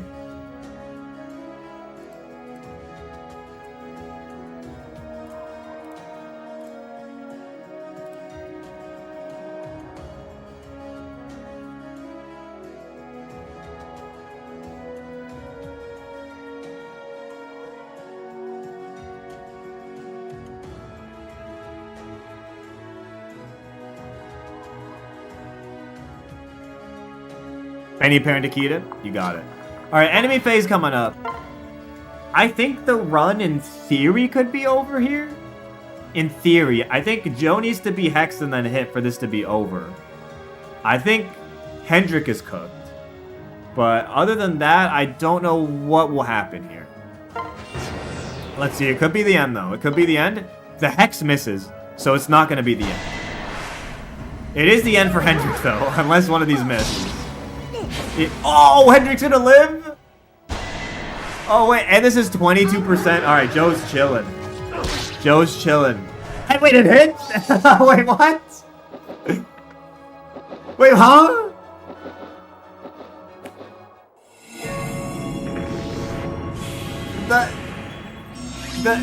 The hex whips? But the axe hits? What happened? What? So the hex misses, but the silver 22? Okay. Alright. I think though we might be mega cooked here. I think this might be GG's. How do you kill Joe? I think you just leave him to his fate here, right? With these flyers? Because you can't Dragon Vein. You literally can't make it to a Dragon Vein. You can, actually. Hold, you can. You can, because Hendrik can hit this one. And if you can hit this Dragon Vein, there might be a chance at salvaging this, but this is pretty bad. Also, Joe can't attack this guy to get killed on player phase. If you want Joe killed, you probably just leave him here to get hit by these things and get Kana out of the way. Or pair up into to get Kana out of the way. I don't know. They may even go just for Haitaka. So who knows how throwable this actually is. But you technically could make it to a Dragon Maid with this pair up. You could. And Leo here is just going to cook all of these enemies, in theory. So, I mean, because... Actually, he doesn't. At least not the Bolt Naginata, he doesn't cook. But... Also, Hendrik's alive. This is a very weird situation. Joe's half dead. There's no way to instantly kill him. There's a traffic jam over here. We are completely lost at sea with these units on the right side. Like... How is Hendrik living that? I'll tell you how. Ophelia, pair up Hendrik. Hendrik over here. Switch Dragon Vein. Hendrik's the back unit. He's not the forefront. So, that's how. Alright, let's re-roll it. Screaming Jello. How are we playing this? I will say, this is looking bad. I don't know if this is salvageable at this point. But I mean, he's not dead though. Like, Joe's not dead, so maybe not.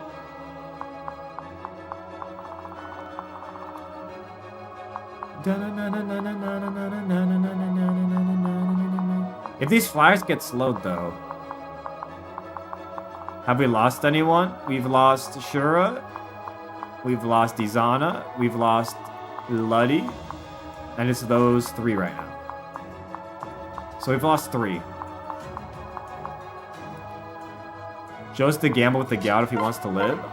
I think Kana with like Kana's Pen, their Drip Destroyer, might just be able to kill this guy with a crit or Dragon Fang. We're doing this pair up though. We're doing this pair up. We are doing the Ophelia into Hendrik pair up, so there might be a chance here. There might be a chance. Ophelia into Hendrik. That means Ophelia Dragonbane is now on the table. Okay, it's on the table. So there is a way to keep this run alive in theory. I don't think there's a way to live if all these flyers can move at once though. I think if all these flyers can move, Joe is mega cooked.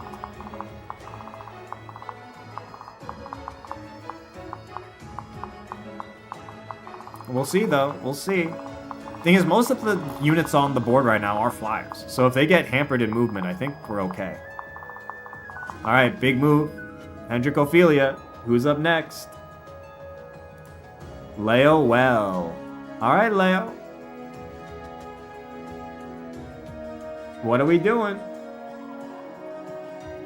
I mean, Leo did get a speed level and a magic level. So I don't know what agenda Leo Well has right now.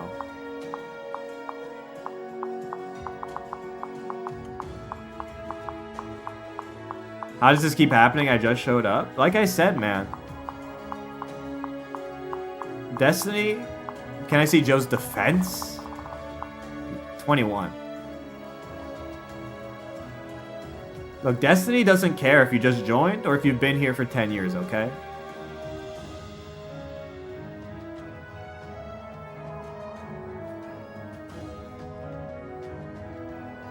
You can also skip if you can't think of a move. Also, yes, they've been Draconic Hex. They have 34 attack. Also, you can't attack them because you don't have a one-range weapon. Unless you can grab one from the Convoy if you want to kill him. You can go grab the Grim Yato if you want to kill him. If that's your agenda here.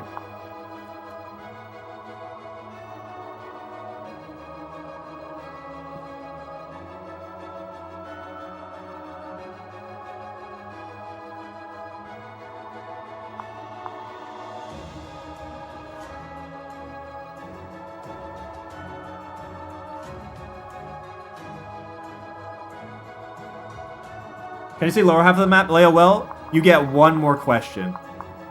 You have asked, can I see Joe's defense? Can I see Unequips size? Can I see the lower half of the map? You get one more question. Okay, here's the lower half of the map. Charlotte, Flora, Keaton. Also, Hendrik switch to Ophelia Dragonbane is a big move in terms of keeping the run alive. In theory. Alright, that's your last thing you get to see though. You gotta type in a my move. Or skip. If you can't think of a move, just skip. Double it and pass it to the next guy, okay? There's honor in that as well.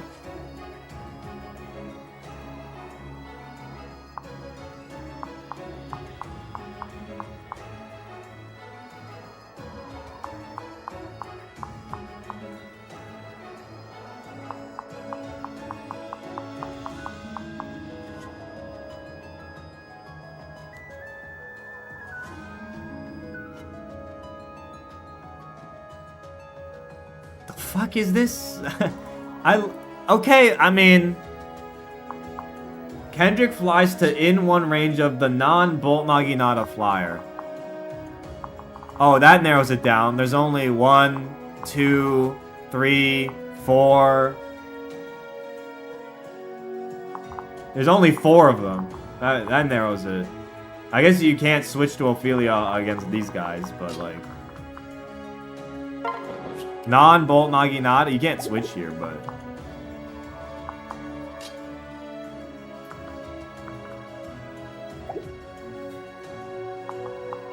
There is only one. This is literally the only Bolt Naginata flyer here.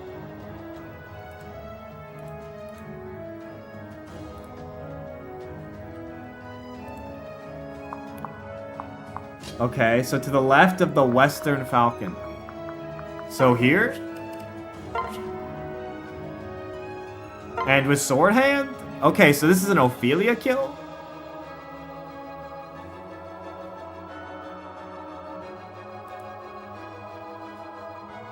I get, in theory, assuming she doesn't do enough damage back.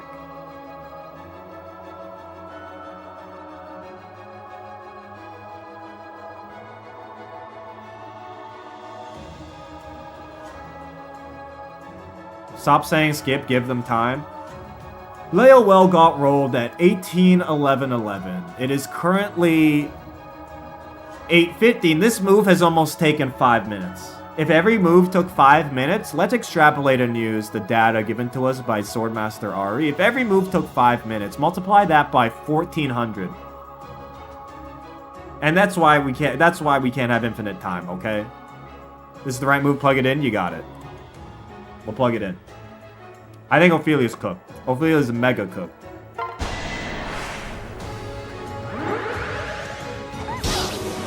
Yeah, Ophelia's only hope is guard gauge, I think. Or a dodge. But this might be really BGG's. This might really be GG's. Slippery slope much? Nope. That's just actually pure facts and data. Yun, you're up next.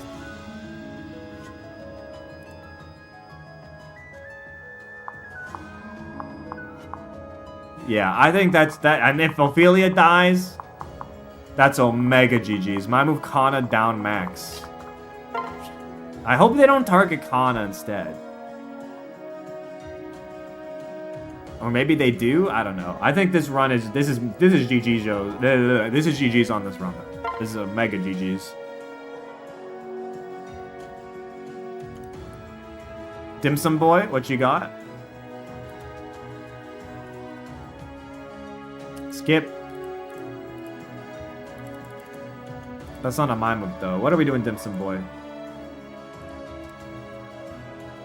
Kill some boy. Is there a way for Joe to die here? I guess, like, you attack this guy, you die, but, like...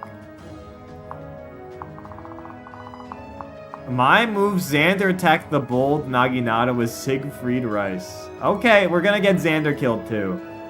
We're going for the Massacre strat. Xander, Bolt Naginata, Siegfried Rice. He doesn't die, but he just about does.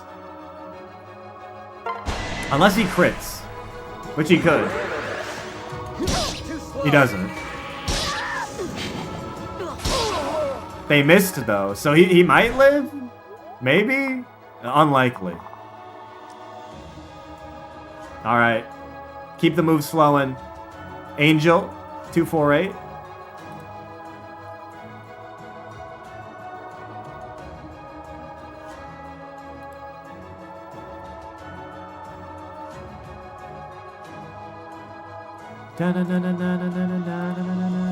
My move Haitaka into Kana, I guess. You can't do that. Out of range. Or up max. Or up left max rally. That doesn't rally her either. This rally, you can't do that either.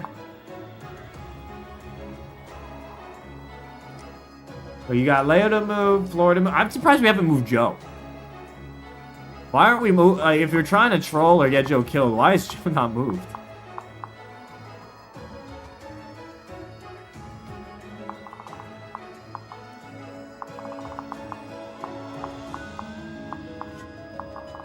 We'll just move him up max, left max. Okay. We'll just move him up left max. I mean, isn't Haitaka maybe targeted? I don't know, man. This is not looking good. Joe's in a very weird spot. Katie the Phantom Girl, what you got? Xander attack Bolt Naginata. That's already done. So what are we doing instead? You got these three, Leo, and then Joe.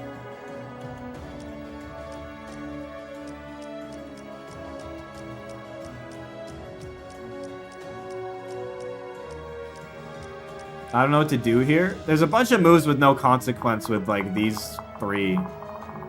And Leo, I guess.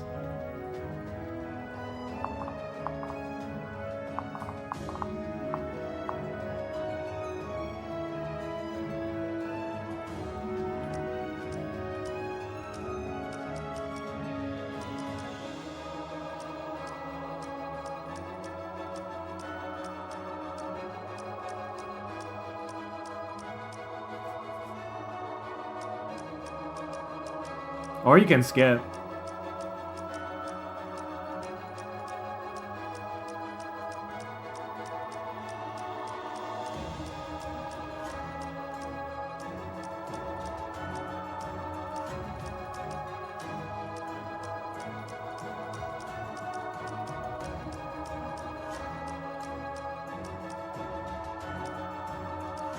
Can Flora physics Xander?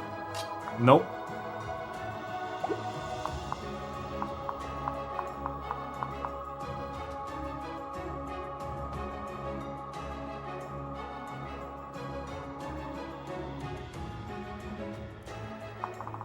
Equip Yato? And Evolve? This is a save? wait, this is a keep? hey, this is... We're playing a keep? Equip Yato and heal? Wait, what? Wait, hold on? Joe equip Yato... It would be a concoction too. That's a keep. Insane Guy says, I love it. Insane Guy, you were just telling us to kill this run. What are you talking about?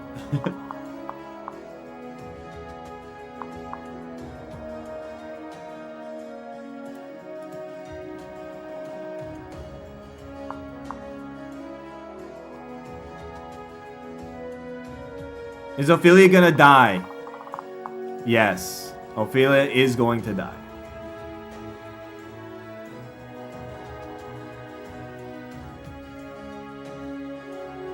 Sword hand equipped. Even with guard gauge, everyone here does enough damage to kill her. She doesn't do enough damage back against these resistance enemies. In theory. K to the Phantom Girl, we're getting up there in time. Joe, wait in place. Okay. Joe, wait in place. You got it. That is valid.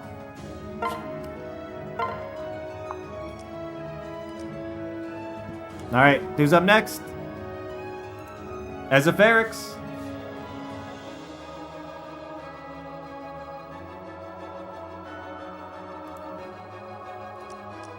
Not much left of consequence down here, because the run rides on whether Joe lives or dies, and if Ophelia randomly games out of nowhere. I think Xander might be dead, and Ophelia might be dead. And then it's reset whole time, in theory. There, you know, miracles, I've seen crazier. I've seen crazy.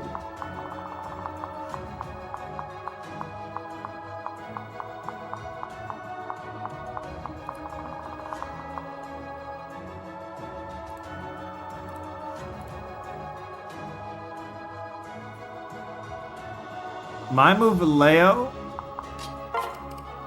Switch. Transfer. Equip Hunter's Knife. Wait. That might save Xander with this guard gauge. It might save him in general. We'll see, we'll see. Kaze on the front lines now. Strange Encounter, you're up next.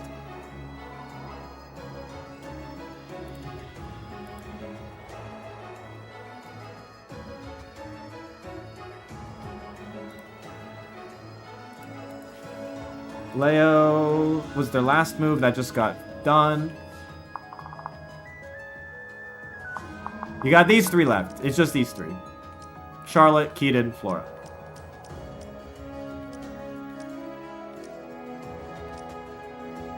Kills Xander and Kaze? I have no clue who this kills or doesn't kill. The AI is gonna be doing weird stuff.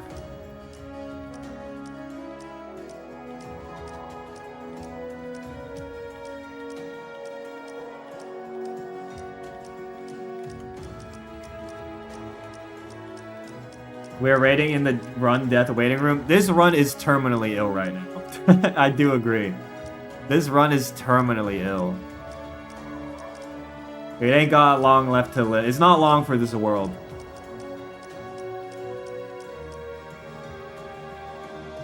Oh, there we go. Yeah, I see it. My move, Keaton. Switch to Benny. Wait. Okay. Custard.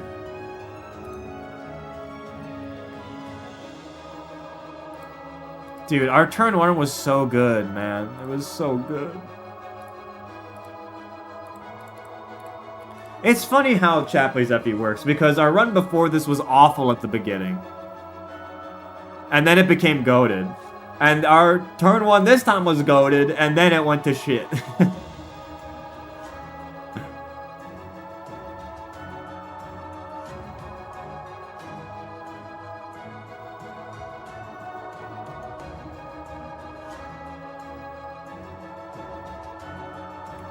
My move in, bathroom, no time, floor away. Look, that's fine.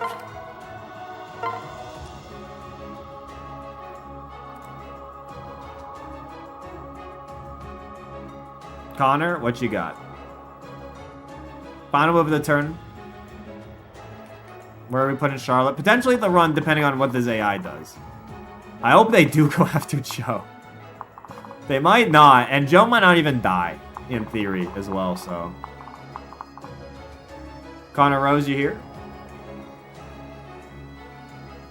My move Charlotte up max. Alright, let's see it. Here we go. Is this the dagger? The Hex misses again. I think Joe might live, man. I think Joe might live, but not Ophelia. Ophelia bites the dust, and that might be the real death knell, or death blow for this run. If Ophelia's dead, I think it might truly be cooked. A 99% Naginata lands one guard point away in theory, but not enough. And this is, it's also gonna take out Hendrik. Oh no, it's a double kill. It's a double kill. Hendrik goes down right after, and there's gonna be more. They go for Haitaka's gonna die. Everyone, they're falling like one by one. Haitaka crit. He misses. No, Haitaka. No. And one by one they fall. Haitaka, no. They go for Kana! No! What? Joe might not even die! Oh, they may. Okay, Kana is gonna live. But... they're going to kill Kana! They're not even going for Joe, they're going for Kana! And Kana's dead too! No! No! They're going for Kana! You gotta be kidding me, man. Joe's gonna live, man. I'm telling you, Joe lived.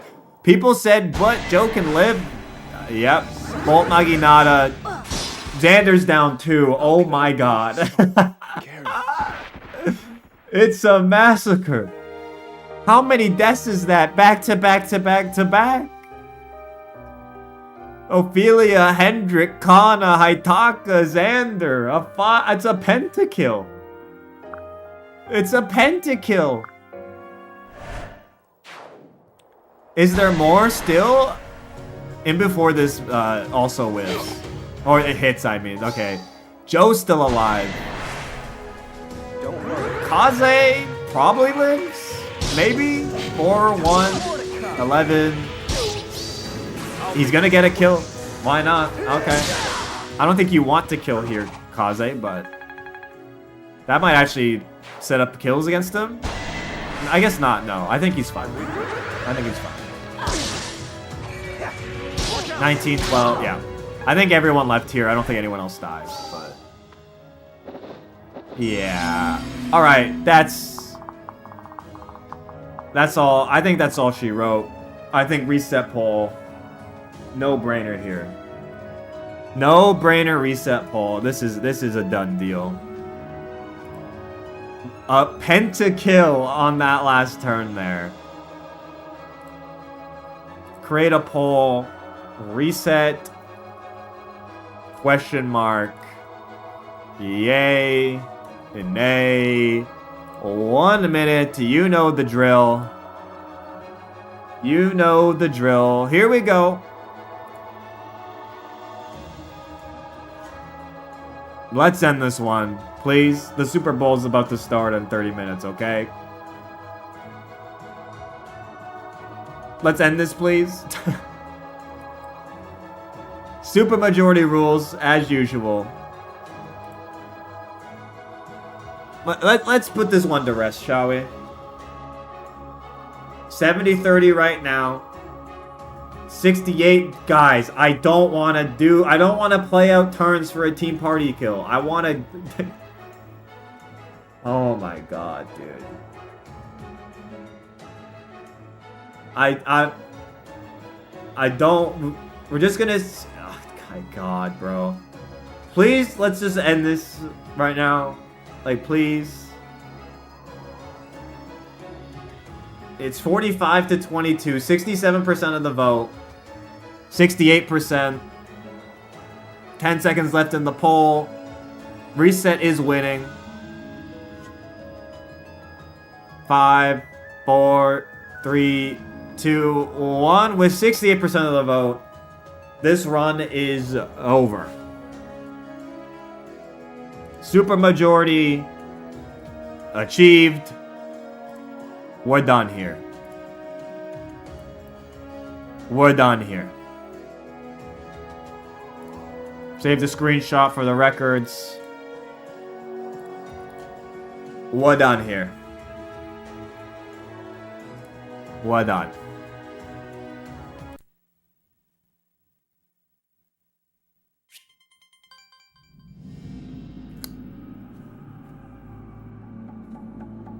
Well, that sucked. Ugh, that's not what you want to see.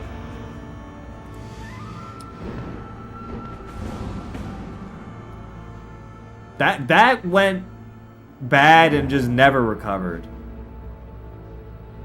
It just never recovered. Close the emulator. Yeah, it started off with like a W turn 1, and then it my move, it just unraveled, man. It just unraveled. Like, nothing went right. I'll be honest, I think me botching that Dragon Vein move, I think might have fucked us. Or it set off a chain reaction, and this is what I mean. And this happens with moves even not related to, like, messing up the Dragon Vein. But, like, stuff snowballs so fast, right? Like, stuff snowballs so fast. Where, like, us not hitting that Dragon Vein, but maybe it would have enabled other stuff. But also, like, hitting it on the turn after set up Shura kills. Like, I don't know. But, like, we were just in such a bad position when that Dragon Vein did go off, where so many units were throwable, and so many throwers hadn't been burned yet, that, like, it was a statistical almost inevitability that one would get rolled in that position. Because, like, even though we took a ton of throws off the board at the beginning of that turn, like, it really didn't set us up. Also, Shura getting put in that tile in the first place was, like, just like, he didn't need to be there. Like, he really didn't. Yeah. And also, Leo and Kaze, I think we have to make it so they don't get stuck at the bottom of the map, man. Because they were stuck at the bottom and they couldn't catch up. They were just stuck. And then when, like, even when we got the Dragon Vein, it was Kaze's movement, not Leo's. Even if the kill cooked, you know? Because the reason last time went so well is because we got them in such a prime position. Leo Kaze middle lane? Maybe that's the play. I don't know. Maybe that's the play. I don't know. We'll have to maybe reevaluate our strategy. If you blow tempo, I think you get... Yeah, look, I think the Flyers... We have to keep the momentum going. I think is the main thing, you know? You have to keep the momentum going. Also, Charlotte Keaton corner was not good. Wasn't good, but like I don't think Charlotte Keaton put in too much work at the beginning. And then when the time we could put in work with them, we were some reason trolling with like Flora and Benny, and that's why like those moves seem innocent, but on a move with such massive movement, like that is a tempo destroyer. When you have units thrown into the corner or thrown into random areas with trees, like, but I don't think they have much to do with the reason we lost this map, to be honest. Get rid of Shining Bow on Shura. I think that actually might be a good play on this map. I don't think Shining Bow is useful for him on this one. So I agree. We can take it off. We can take it off. But yeah, unfortunate run. Especially after we had like two goated ones. That one wasn't even really close. Good turn one, but from there it unraveled and was pretty bad. Yeah, too many high-res enemies, I agree. And it just destroys his Avo, so. Getting Dragon Maid is important when you don't have a team full of Flyers. Yes, I do agree. Deploy Camilla. There's no reason to be deploying Hendrik, Benny, and Ludwig over here. I think there's a great reason. In that all our Flyers immediately die on this map. They immediately die, and I don't think it'll be any different if it's Camilla. I'm gonna keep it real with you.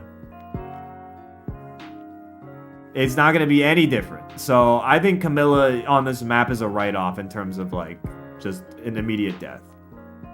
Camilla can take a flyer or two. Camilla might be sturdier, I don't know, Lamau. She's still insanely throwable, especially with enhanced movement. I think not deploying Camilla is the correct move here.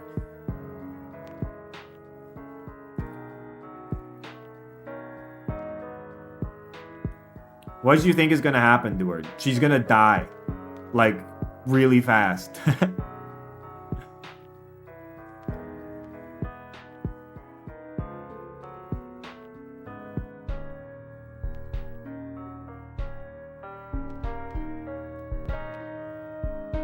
Even if she can die, not deploying her just makes it hard to beat the chapter, and we're already dying anyways. 2 attempts out of 4, we got to the boss. I really don't think, like, we're in crisis mode where we have to explore deploying Camilla. I'll keep it real with you. Like, this run and the first one didn't go anywhere, but those other 2 before were pretty good runs. Unto themselves. Until at the end, they you know, the wheels fell off. But that's at the end. And at the end, this chapter is always going to be, there's potential for the wheels to fall off at the end, you know? Like, it's the nature of the end of this chapter, and usually of chat trying to end in C's quickly, you know?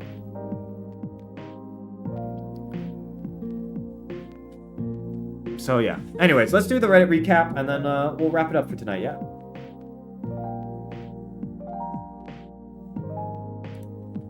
Boom, boom, boom.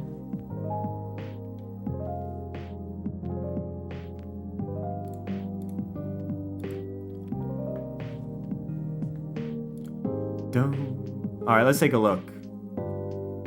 We had the stats. We already talked about the stats. Already talked about it. Can't make it to today's stream. Here's Azana to help keepers lock in, and before he gets brutally thrown to the wolves. Good call. I mean, you couldn't have called it any better, to be honest. I mean, that's on the money. that's pretty on the money of exactly what happened. Yeah. Good call, though. Good call. Gift of prophecy. You've got it. I think it's a fool's errand to not deploy a valuable tool in the fear of losing it. But whatever. Okay, Leowell. Alright.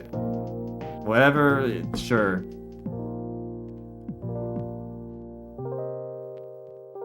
Yeah, the fear of losing it, aka the 99% chance of losing it. Like, it's a fool's errand. Miguel-O in a nutshell. Thinking cap. Why am I laughing? Apologies, my friend. It's just as an INTJ, these illogical actions of yours of, well, I find them to be amusing. What's that? A free sample of your store's new crispin potato snacks? Not necessary. I've already calculated its flavor in my head. Perhaps a little more sodium chloride next time. So true, so true. It costs $0 to imagine the taste of potato snacks in my head. So true. What the fuck is an INTJ? You don't know your personality types? Wait, that BS test did say I'm INTJ? Crap. Wait, you're actually INTJ, Miguel? You're actually... Cue the Farquaad meme? He's an INTJ? That's funny. That's actually funny. Miguel-O, you've been omega caught as an INTJ. Dude, I'm not even like Myers-Briggs pilled, but honestly, you are the poster child INTJ. Like, like this is exactly your vibe. What is this burn? I find these illogical personality characteristics you impose on me amusing. I've already calculated the Myers-Briggs fallacies in my head. I need to go recover, excuse me? Yeah, I mean, yeah. This is a pretty sick burn, I'm not gonna lie. This is a pretty sick burn.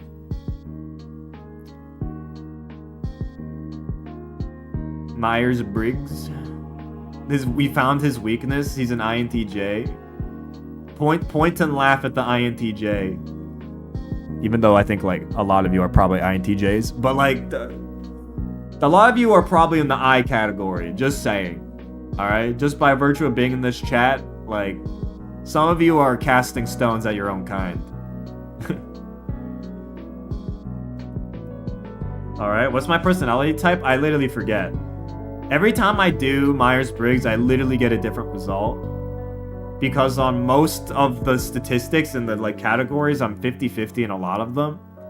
So like every time I take it, I get a different result. So, but like I know about Myers-Briggs and the criteria and all that. The reason I get a different one every time is I'm so borderline on so many categories. Like I'm 50-50 on IE, basically an introvert extrovert. So basically that alone being 50-50, depending on the day I take the test, like often skews a lot of the results. Same with a lot of the other categories, I'm 50-50, so.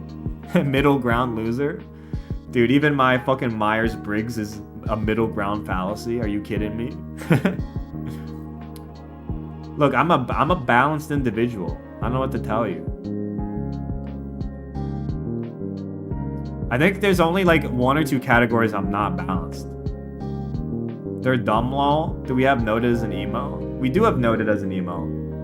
But look, Myers-Briggs ultimately, if you want an actual personality model backed by some form of psychology, the Big 5 personality model, or Ocean, is the only one that has like some like scientific or studied background. Myers-Briggs has very little to no scientific like basis or analytical basis. It's kind of vibes, you know? Is astrology for nerds? Yeah, basically. Again, if you want to take an actual personality test, you need to do something that's like Big 5 oriented. because that's like the predominant model. Even though it has its own criticisms and failings, like Big 5 is the one you'd have to follow. But again, even then, it has shortcomings, but at least it has some basis. Myers-Briggs is all vibes. For the most part. Except for Miguelo, it's accurate. In this case. And look, it's yeah, I don't know. But yeah, for those who don't know the Big 5 though, it's openness to experience. Oh my god. Neuroticism. Extroversion. What else have we got? Openness, ocean, C. What was C again? Conscientiousness. Oh, man, I'm blanking. A. What was A? In ocean. I'm forgetting A. But hey, I mean, those tests have a bit more going on. But Myers-Briggs is kind of like A stands for probably assertiveness. I think it is assertiveness. It's agreeableness. It's agreeableness. So Miguelo, you're like 0 in that category. I think if there was a negative, if the scale could go negative on agreeableness, I think you're hitting it. You're hitting 0s or like 1s in that category. A-E-I-O-U and sometimes Y. Something like that. I'm so agreeable, you are 100% wrong. Case in point. Case in point. I'm so agreeable, you're so wrong. That's funny. That's really funny. Forget the Super Bowl, here's the true matchup of the season. Leo versus Hinoka. Facts, facts. Hendrik will defy the odds. Were you killed? Sadly, yes, but I lived.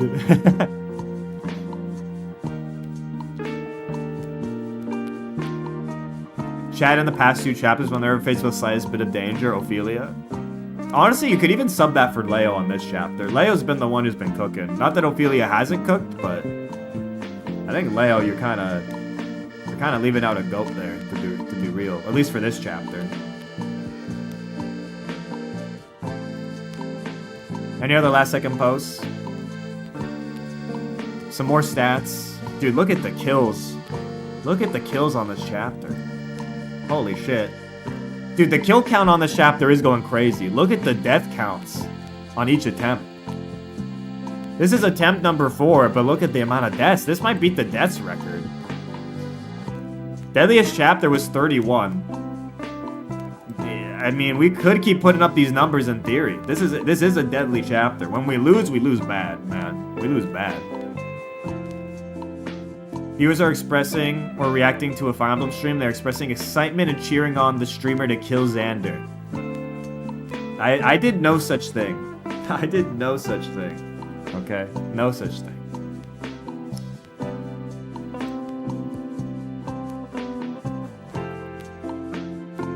Alright, well, that sucked. That sucked.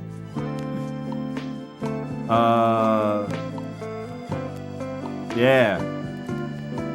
That was not close. That was really not close. That's all we got time for. Last stream before I go on a little break will be Tuesday because next Thursday, Sunday, and Tuesday, I'm out of town. So you're going to miss 3 streams. For Genesis, yes. I will be at Genesis next weekend. For surprise at the beard.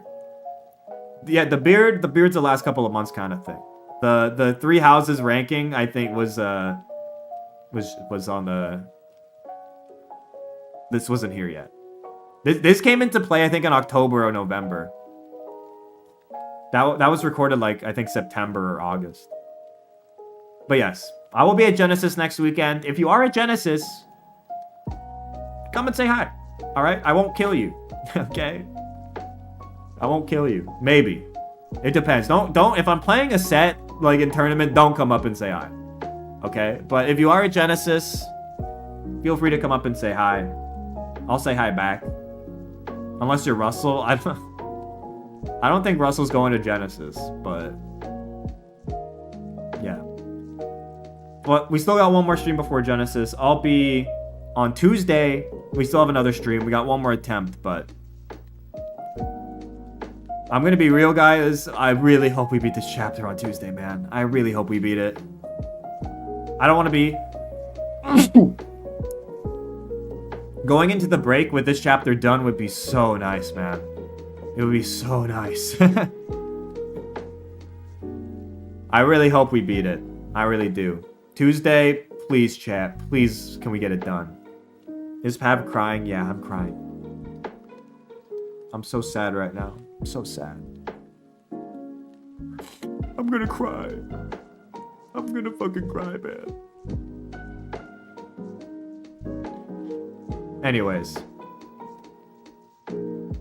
It was one of our more fun disaster runs. I don't think this was a fun disaster run, okay?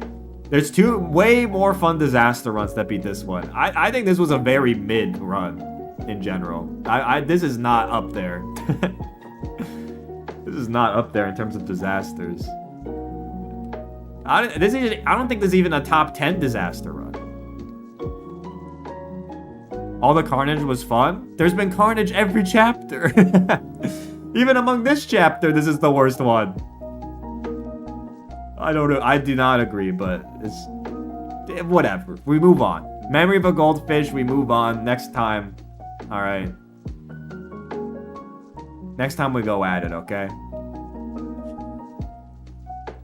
Tuesday we win. Tuesday we win, okay? It's that easy. All right.